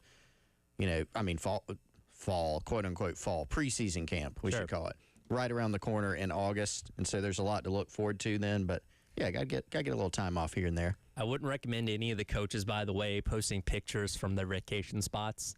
I don't know, Beamer takes his family to Disney World. What are you going to Disney World if going 4-8 for? Yeah. Should be in the office grinding tape, getting ready for the season. You can't go to Disney World after you go 4-8. What's wrong with you? Yeah. No, we were talking to some people last week about that at camp, and yeah, they're out of the building more for really the only time all year that they really get to actually be away some. Yeah. But just with the break in the recruiting calendar and the football calendar and all that, but there's still, you always got to be recruiting. There's still There's still things happening. But yes, if you see a picture of a coach daring to spend time with his family, let him do it. It's necessary. Unacceptable. How dare they have lives? Yeah, that's the funny thing too. Like, again, we were talking to somebody at camp, and it was like you're talking about the Spurrier days, and it was just like, they just kind of would roll into the office later, work a little while. Spurrier's like, it's time to go play some golf. Go out there, win 11 games. Yeah. You don't have. Oh, there's more than one way to do it. Hugh Freeze tried that approach last year. It didn't work. It did not work for Hugh. It worked for Spurrier. He's probably one of the only people that can make it work. But you don't have to be in the office 24/7 to have some success. You don't have to. Yeah. Speaking of which, didn't they find out they'd fired Hugh Freeze by him canceling a tee time or something like that? Wasn't that the story? There was some kind of controversy. Like one of the insiders, something was off because he wasn't playing golf that day. Yes. So they're like, all right, something's up. Something's going on here. Something's up for sure.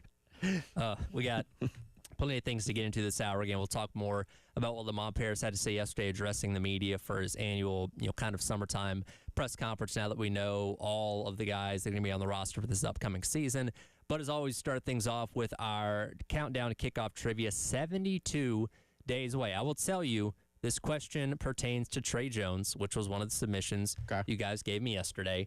What do you think this question's going to be? Again, you're running unopposed. You have a chance to build on your lead here. Always good to run unopposed. You are the incumbent, and you have no opponent.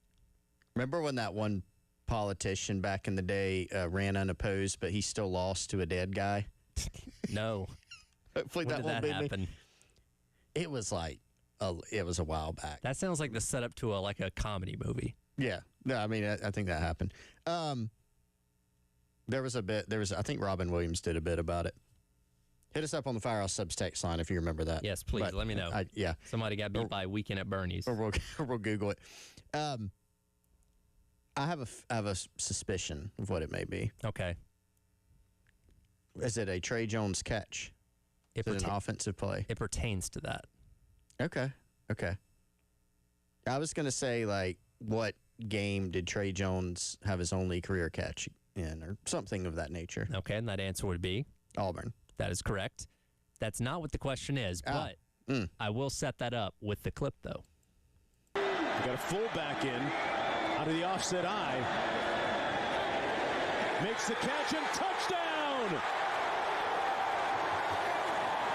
And along came Jones, Trey Jones. Yes, but listen, he said, Coach, I can catch too. Give me the rock, baby. Look at him. He's holding it like a loaf of bread. Right? Oh, my Lord, the pylon cam. Oh, watch out. That's a whole lot of man coming through, baby. Boy, coming through. That is his one and only catch, was for a touchdown against Auburn in 2021. The question is, what number was he wearing when he caught that pass? Good one, Tyler. Good one. Because he went to offense. Became an eligible receiver and put on a different jersey. Had to put on a different jersey number. That jersey number, I believe, was 44. That is correct. Ding. We're number 44. Yep. 3 yards. Played some other he did play some fullback in other instances, but that was, I believe, his only career catch. Certainly his only career touchdown catch. So it says in his Gamecock Online profile, it was the first time he had touched the ball in a game since his preteen days. So, and look, the guy was like 6'5", 310. So I imagine as you got into like middle school, certainly in high school and stuff like that, like, hey man, you're an offensive lineman. That's what you're going to be. You don't worry about touching the football. Just block the guy in front of you. And that became what he did for the next, like, 7 to 8 years. So, yeah, I imagine, when he was 10 or 11, still playing in rec league or something like that, that may have been the last time he touched the football prior to that moment. I do remember, so Trey coming out of high school, he went to Abbeville, great program in the state of South Carolina, and he played defensive tackle and offensive line. And I remember he came to camp, and I don't remember if Wes was here. He'd probably remember. He ran a 40 time that was like an eye-opener. You know, even on his old, you can go back to his old huddle profile, he's got a 4.8 140 at 6'3", 285. It's pretty good. It's pretty impressive. So he was always a really, like, athletic kid. And so, yeah, there was a thought of, hey, let's find a way to get this guy on the field. Yeah. And he started a bunch of games at guard. But just in some situations, like, let's find a way to get Trey Jones in there and see if he can give us a little bit of a, boost, kind of an extra blocker. Obviously can go out there and catch the football. Good natural athlete. So, yeah, good way to get him on the field. We need more big man touches. We do. I was going back and looking, and Jatavius Shivers lined up at tight end a few times, caught a pass 2 seasons ago, I think. Boogie Huntley a few years back also caught, I believe, 1 pass. I think it was for a touchdown as well. So there's been a few in the Beamer era, but I don't think there was any last year. We need to establish who is a big man that desperately needs a touch or touches this upcoming year. Yeah, that's a great question. That's where my head was going next, too. Let's look at the handy-dandy scholarship breakdown. My favorite page on Gamecock Central. Yes, thank you. Now, and we could go, hey, take an offensive lineman, put him at tight end, put him at fullback. We can also, as we know, a lot of schools take defensive tackle. Sure. Put him in there, let him carry the ball, let him block, let him catch a pass. That's a good one. I'll say this. Our guy, Marquis Anderson, and unfortunately he's had some injuries at South Carolina that's really held him back. But I remember when he was a true freshman coming out of Dorman, he was on campus, and before practice, he was goofing off with some guys before practice started and, catching the ball and running around. He's a sneaky. That's always one I've thought they can find a way to get him in there and let him, go catch the ball, go out for similar to the Trey Jones play. Sure. I think he's one. Caleb Williams at defensive tackle is interesting because he's 6'6", basketball player. Yep. Stick him out there. Tight end. Yeah. See what he can do. From a sheer size standpoint, I think the visuals of seeing Noah Clark hauling a touchdown pass would be that Williams-Rice Stadium would come unglued, right? Noah Clark carrying the football. Or carrying the football. That's a tough guy to bring down, man. Here he comes. What, 6'4", 350? Yeah. Good luck tackling that. Yeah. No, I ran into Noah at camp. I saw him walking around. He had his high school team was there for, I think, 7-on-7 and had some linemen there. He's one of those guys that you can just never get used to how big he is. Yeah. You're just like, good Lord. He still looks like a baby in some ways. Right. He's young. Freshman. It's huge. Yeah, him carrying the ball. I think I could envision some players making some business decisions. All right. On that. Do I risk this? Yeah. You remember Rocket Sanders' touchdown run against Missouri that the stadium came unglued? Yes. To go take the lead. There were some business decisions on that. If you go back and watch that play, it's I don't really know. Yeah. I'm not sure Once about he hit this. full speed, all right. Yeah, and that's Rocket, who was obviously really good and very tough to bring down. But, yeah, if you got Noah Clark with a head of steam on, the 2-yard line coming at you, I'll do my best. I'll get down here. It's basically William the Refrigerator Perry from the Bears back in the day. I don't know, like size-wise, how they match up, but he was, a stockier, thicker defensive lineman that was very tough to tackle. So when they got down to the goal line, guess what? Was he 72? I think he was 72. 72's getting the ball. Yeah, it's kind of like I think we need to speak this into existence. Yes, please. I'm now fully on board. Take away all the other ones we mentioned. Noah Clark needs a carry. Yes. Now, he can catch a pass, too. That would be that'd probably be even more entertaining, but he needs to carry the football. Well, there's something special about when you have, like, you'll line somebody up on the outside where the defense may not know that they're an eligible receiver, so they're not covered. And then, like, they break out, they're unoccupied in, like, the corner of the end zone, and they get a little floater coming towards them, and you get the anticipation of the ball heading their way where everybody kind of goes, and then they catch it and the place goes crazy. Yes. I think that's even more special. Like, yeah, if he runs the ball up the middle and gets a touchdown or 2-point conversion, whatever it may be, that would be awesome. But if he could catch a pass, and again, just with the sheer size alone, I think would just cause a massive earthquake around Williams-Brice Stadium that would be remembered for a long time. That's what I'm rooting for this year. Yeah. I don't know. Let's make it happen. I don't know if that's in Kevin Miller's 100 predictions for this upcoming season, but if he had to add one, I'd say Noah Clark scores a touchdown offensively. Okay. I'm gonna tell Kev just texted me. I'm gonna mention that to him. Yeah. Just throw it out there. Just need to add one in there last minute. Yeah, I want to see Noah Clark score an offensive touchdown. Yeah. Just from his size alone. Yeah. And the throw that optics thing of in there. that. Talk more football as the show rolls along. Also getting some Gamecock basketball, what Lamont Paris had to say yesterday as we continue on with the Gamecock Central Takeover Hour presented by Firehouse Subs here in the game.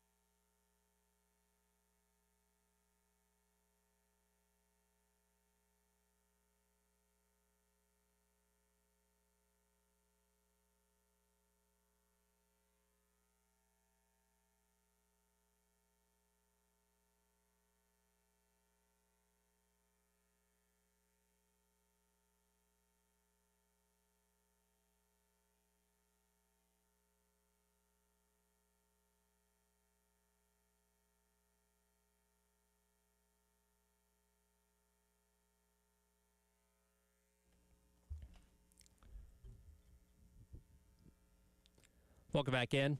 Gamecock Central Takeover Hour presented by Firehouse Subs. Tyler and Chris, along with you here on your Thursday on the game.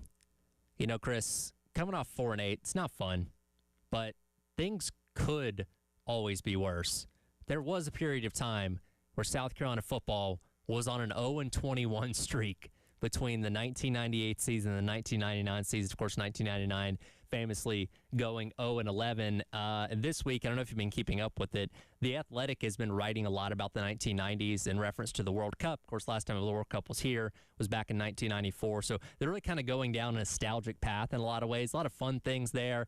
And then not some fun things. The other day, Seth Emerson had an article about that said 0-21 streak for Gamecock football, and I learned several things in that, some interesting things and tidbits. There's some quotes from our guy Eric Kimmery in there as well, and I just can't help but think as I was reading about that, like, man, we're talking about how unfun going 4-8 was last year. I can't imagine living through the reality of an 0-21 streak that this fan base had to deal with back then. Yep, and they showed up. They did. They showed up. That was the thing he pointed out. It's like the fans were still there every single game. Selling out, even when Clemson fans were throwing 0 bars on the field after the final loss of the season, which that's creative. I'll give you points for that one, Clemson. Like that is a good way to rub it into your biggest rival when they have an 0-11 season. 0 bars is pretty funny. Yeah, I mean it was quite a and Alan Piercy, by the way, also contributed to that piece that Seth did. Alan's written books. He's done some work for us on Gamecock Central and with us at Gamecock Central too. So and he's writing a book about said losing streak. Yep. Gamecock historian, I think you could say. And so it was such a rebuild when Lou took over. And I remember last time, Tyler, that we had Kimmery on was after Lou Holtz had passed. Right. And he was kind of talking about that transition period of Lou Holtz coming in to the program, and obviously it was tough at the beginning, because he was kind of setting his expectations for the program. They had ways to go from a talent standpoint. It was a rebuild. They had to weed out, I think, certain elements and the way things that had been done in the program, and it wasn't an easy transition for the players, for the coaches, for the fans, certainly going through that. But then you look at the end result, as to what they got to. Maybe not the end result, because the end of the Holtz tenure was not great, obviously. But that midpoint, once he got things going, you can certainly look back on that time and say, maybe people say it was worth it. I think they would have rather won, a few games a year. Sure. As opposed to going 0-11. But I think you can say it was worth it at that point. And I think it was Skip Holtz in the article that mentioned that, his dad probably wouldn't have come out of retirement for this job if Carolina was an average to good program, right? Like, he really only came here because he saw it was a program that was desperately in need of a rebuild, and obviously didn't want to go out there and be, 0 for the first time around, but it happened. But immediately had the success of 2000 and 2001. Obviously, we know what happened with the Outback Bowls and stuff like that. And, as much praise, and rightfully so, that, Cignetti gets for what he did at Indiana in his 2 years, taking them all the way to the mountaintop and winning the national championship. And I know we mentioned this when Holtz passed away a couple months ago, but, like, the Holtz turnaround here probably doesn't get as much love as it probably should, because, again, this was a program that had one bowl win to its name. Yeah, you had a Heisman Trophy winner in George Rogers back in the 80s and one ACC championship back in 1969. Really not a whole lot else. And obviously that led to Spurrier coming in and then doing what they did. But, like, that transition to go from 0-11, a 21-game losing streak, to beating the Ohio States of the world a year later, like, that is pretty darn remarkable. Yeah, I mean, and a lot of people have said that Holtz paved the way for Spurrier to take this job. And I don't know if we can say for sure, hey, if Lou Holtz had never been the coach and Spurrier wasn't, he might have still come. I mean, if South Carolina had been, the worst team in the country for the past 4 years, would Spurrier have taken the job? I don't know. I think it's fair to say the chances would have diminished, But Lou Holtz kind of proved out, like, you can take a program that's in the doldrums and turn it around and be very competitive. And I think that made it appealing to Steve Spurrier at that point because, he was able to see what Holtz did, and probably with the way Spurrier is, says, I can do that and better. And he did, quite frankly. So, classic Holtz quotes in that after that Vanderbilt loss. We talked about that Vandy loss recently, 11-10. Mm-hmm, yep. Holtz said he spent a lot of time in the book of Job. Just a classic. That's a good one. Classic Holtz. But, yeah, I mean, Kimry pointed out in that piece that, Holtz had all his Holtzisms. He would do the whole, they're going to have to add another digit to the scoreboard, when we play this team, et cetera, but that actually behind the scenes during that losing streak, he was encouraging. He didn't focus on how bad they were and the end result. It was about, here's how we got better this week. We're getting closer. And then obviously they had that breakthrough. Yeah.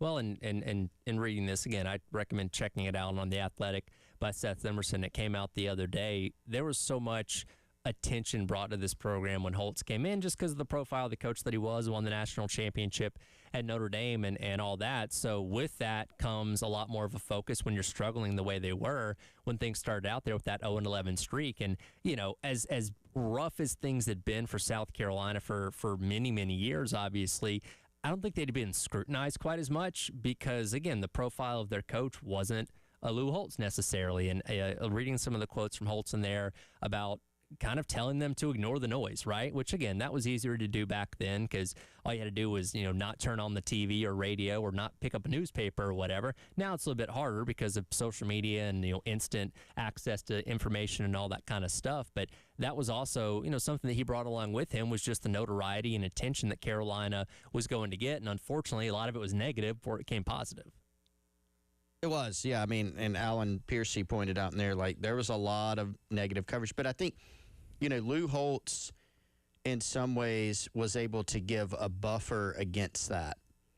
And I wasn't, I don't have as much memory of those phases. It was kind of before I got into the media business, kind of predated my time at the University of South Carolina as a student. When I got there, it was on the back end of, it was Lou Holtz's final season, basically. Yeah. And I'd been to some games before that. So I can't speak to that like I was there and really in it. But, he, just with his personality and the magnitude of his personality and what he had accomplished in the game, I think on one hand it gave people, well, gosh, if Lou Holtz can't win here, can anybody? But then he was able to prove that out. They went through that very tough spell and everybody's poking fun and throwing 0 bars on the field. But after that, he was able to get the thing turned around. And I think it created a buffer because it's Lou Holtz. It's not some other random coach, coming in here losing 21 straight games. He was able to come in and, provide some, what's the right word? Legitimacy, maybe is the right word. And then just the way he operated with the players, the players, if it was some other coach that wasn't Lou Holtz with his background, maybe going through that rough patch, they're like, we're not going to turn this thing around. Mm-hmm. What is Coach talking about? Why is he saying we're getting better? We're not. We keep losing. But knowing that it was Lou Holtz and what he's done in his career, I think that gave them a path to be able to believe in that process, right? And then, even better is they followed that process. It was tough. It was very, very tough on all those guys and on the fans. But then they eventually got there. And when I say got there, obviously they didn't win the SEC, win a national championship, but they were able to create some really awesome moments like the bowl games that you mentioned and some other big wins in there. Again, go to The Athletic. You can check it out. The article by Seth Emerson. Highly recommend it. Again, a little bit of a trip down, not so fondly memory lane, but a dark place that South Carolina was in at that point in time that even, coming off the heels of 4-8, we know it at least wasn't as bad as it was back then. And again, we can talk more about the things of the 90s that the Athletic's been talking about a little bit more maybe coming up tomorrow. But we'll switch gears going to basketball coming up next. Lamont Paris speaking to the media yesterday, and there's one particular comment that got people really fired up. We'll tell you about that coming up next. It is the Gamecock Central Takeover Hour presented by Firehouse Subs here on the game.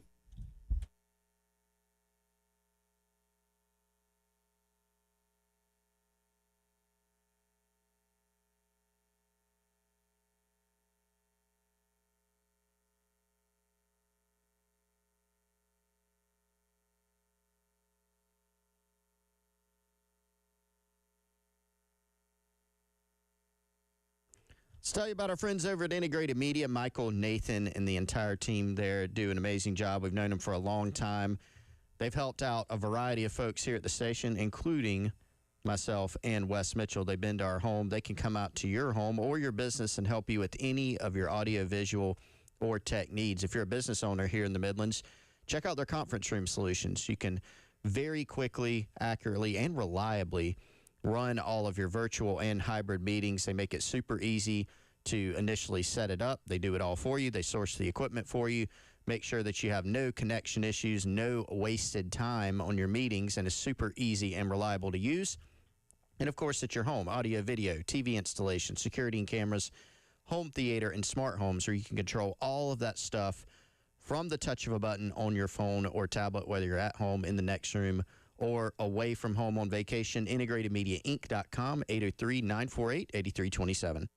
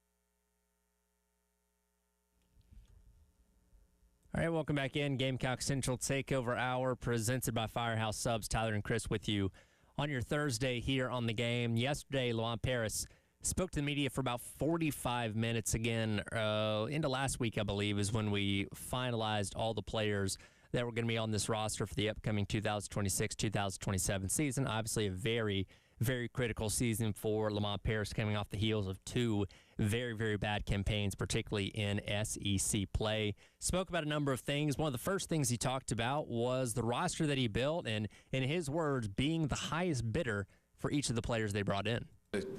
Not to keep going too long, but I look at it, this is what every agent says in 2026. It all starts off the same. The conversation always starts off with this obligatory statement. Money, it's not about the money. And then as we continue to move on, I will say I don't know if there was one player that we were able to, one new player that we got to come here that we ended up the second highest payer. I don't think that ever happened. We were always the highest payer. So, I mean, that's where we are. It's what it is. There's still all these other things that go into it. You have to identify guys that fit systematically. You got to identify and address needs that you want. You got to have these pieces come together the right way. But you're also doing it as you're looking at overall a different level of group of players while you're making those decisions than what we were a year ago. So, Chris, this comment got a lot of people really stirred up, and I said this earlier, and I want to reiterate it again. I don't know if there's anything Lamont Paris can say right now, or really between now and, I don't know, mid-January, when you're kind of in the thick of conference play and hopefully have won a handful of games to start off the conference slate. I don't know if there's anything that he can say that won't upset people at this point in time. So, because everybody's kind of quick on the trigger when you're coming off of what the past 2 years have been. Yeah, that's a good point. Some other points in here. So we're in the age, obviously, where, and look, we play clips on this show too, which we just did. But clips on social media, you see this in sports, you see it in politics, you see it in everything. There's often not full context, And so, I mean, yesterday's press conference was almost 45 minutes long. Yep. And this topic was covered in some other areas, including in that same answer. And so to contextualize, what was Lamont Paris talking about? Because I think the initial, tweet that frankly wasn't even a clip of what you just played, Tyler, which had a little more context, was just, hey, Carolina had to be the highest bidder to land everybody. And, I mean, Paris just said that. Yes, that's true. But also, I think there were some other points that he made in the context of that particular statement, and then also later, about halfway through the press conference, he talked about this a little bit more and expanded on it. And he was asked, was there a tax that you had to pay because of the struggles of the past few seasons? It's a very fair question. I thought he gave a fair answer. So to back up, what Lamont said, specifically with basketball. So with basketball, the numbers rose again this offseason. Numbers got bigger. You've also got smaller rosters than, say, football. You don't have, or most programs, certainly at South Carolina, this is the case, you don't have as large of a budget for men's basketball as you do for football. Okay, part of that's just a numbers game. Football, you got 100 and something kids. Basketball, much smaller number, double digits, small double digits. And so the point he was making, I think, and this is not like a defense of, you don't really want to be in a situation where you've got to be the highest bidder. You don't want to. But what Lamont Paris said about agents starting the conversation with what is it going to take, what can you do from a money standpoint, or really he said the conversation starts with it's not about money. I hear that all the time. All sorts of coaches and administrators complain about that because you'll hear of a prospect, say, in football recruiting, and the prospect and his family and the agent saying, this isn't really about money. But then you get to the end of the thing. Sure. And what's the biggest topic they want to talk about? It's the money. In fact, when you hear it's not about money, I almost go to the other extreme and say that's not it at all, if you have to say that. Lamont later answered the question by saying, I don't think we paid a tax per se on what has happened the past 2 seasons. But he pointed out, and I do think this is right, some programs can get discounts. If you stack up a South Carolina versus a Kentucky or a Kansas or some of these other programs, Duke, yeah, you're probably going to have to pay more to get the guys to come here. Maybe not in every instance, but in most instances. That's just the reality of it. And so we knew that South Carolina's administration was going to give a lot more resources this offseason. And on one hand, some people are saying, well, they should be able to recruit guys without being the highest bidder. True, but there's also a reality of the situation. Mm-hmm. You know, if you can go out and win this year, and if you can build an actual program, then you can get into the territory of not having to be the highest bidder. But I think it was just kind of the reality of the situation. What happened the past 2 years happened. Yeah. And frankly, you're not going to be able to go out and just say, well, we're just going to outwork everybody. That's not how recruiting is working in 2026. If a kid has an offer from Louisville, Duke, Kentucky, Kansas, name your school, and let's say it's just to make up numbers, it's a $2 million offer. And if you're South Carolina and you come in and say, well, guys, I know we haven't been as good as those other programs, we'll offer you $1 million, and we'll recruit you harder. Right. Yeah. That there is at some point it becomes, what can you do to get this thing done? And so again, you would love to not be in that position. It is kind of the position you're in.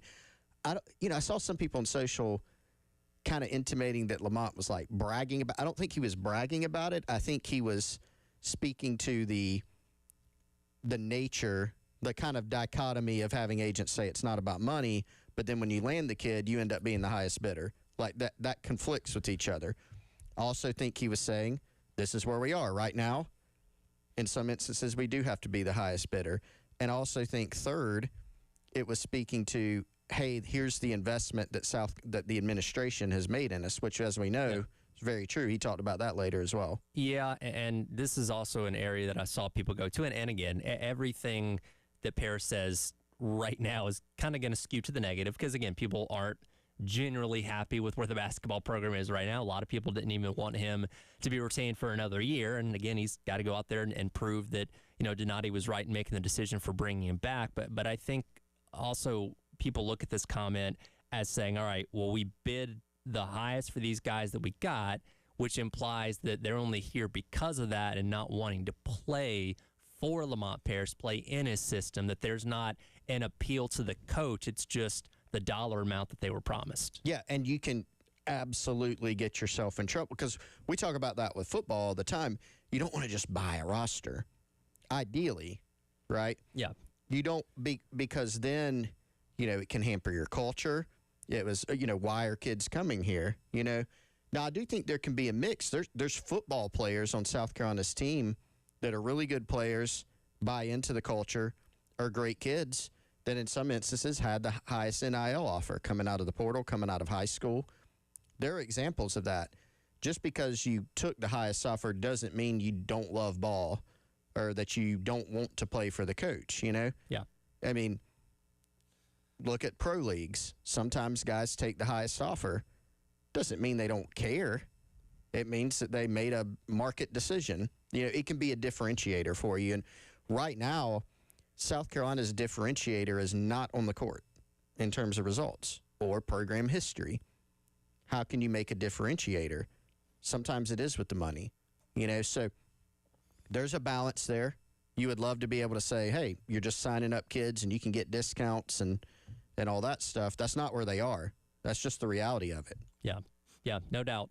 Again, it's going to be a long wait until basketball season gets here. Again, we won't hear from Paris for another couple months, I don't think, because Jack and I were talking about this earlier, I don't know if he's going to have any availability when they go on that Bahamas trip, but obviously we'll wait and see what the results are when basketball does start happening later on this year. We'll come back, we'll wrap up the hour, talk a little bit of recruiting on the football side of things as the Gamecock Central Takeover Hour presented by Firehouse Subs continues on your Thursday on the Game.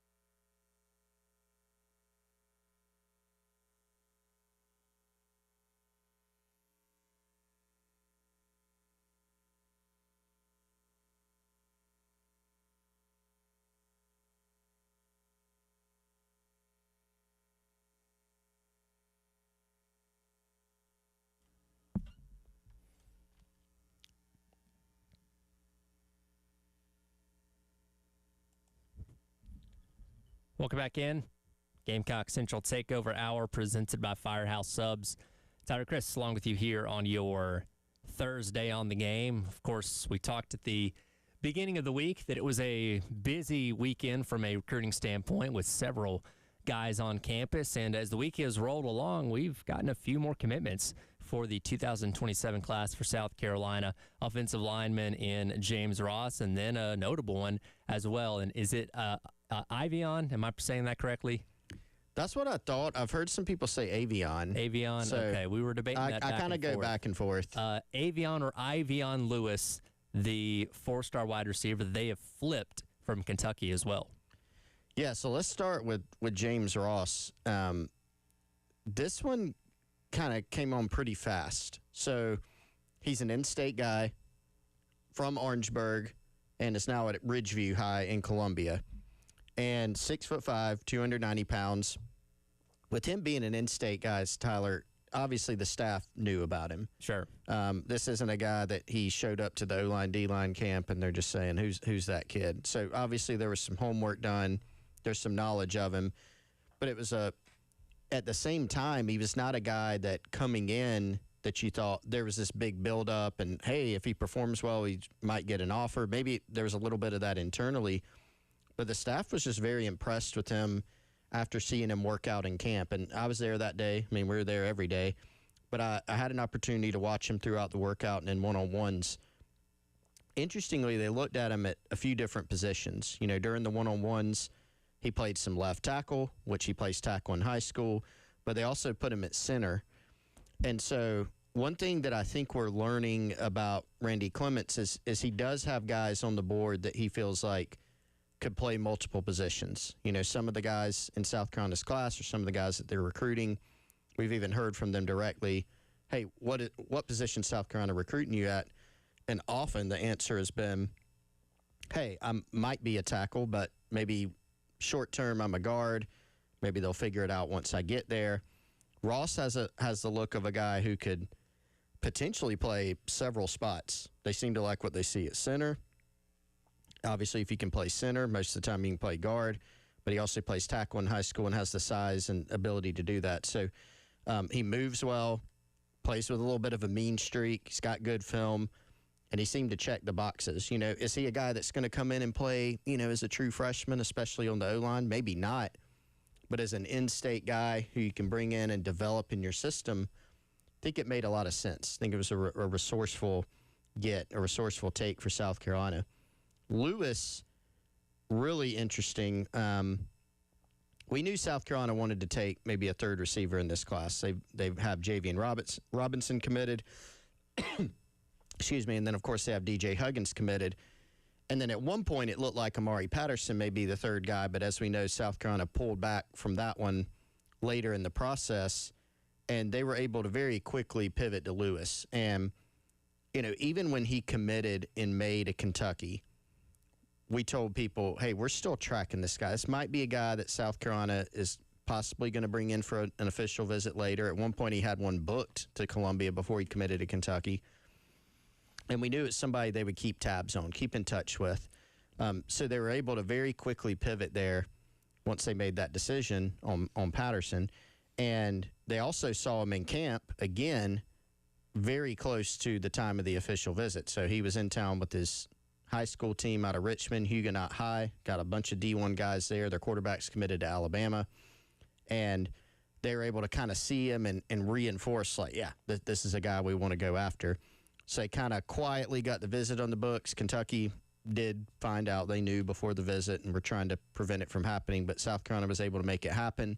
And you kind of got the sense, you know, if everything checks out, this is a guy that they'll have a good chance of flipping. And that's what ended up happening. So, you know, 6'2", 180. The thing that stands out about him, there's a couple of things. I mean, he's got that size I mentioned, so he looks more like your prototypical outside or X wide receiver. And the production's been really good, too. He averaged, Tyler, about 23 yards a catch last season, which is, I was trying to contextualize that, and I am not comparing him to Alshon Jeffrey. But from a numbers standpoint, right, Like Alshon as a high school senior, he averaged like 21. So I just kind of get like, just from a big playability standpoint, he's not a similar player to Alshon. Not saying he's going to be as good, comparing him, any of that.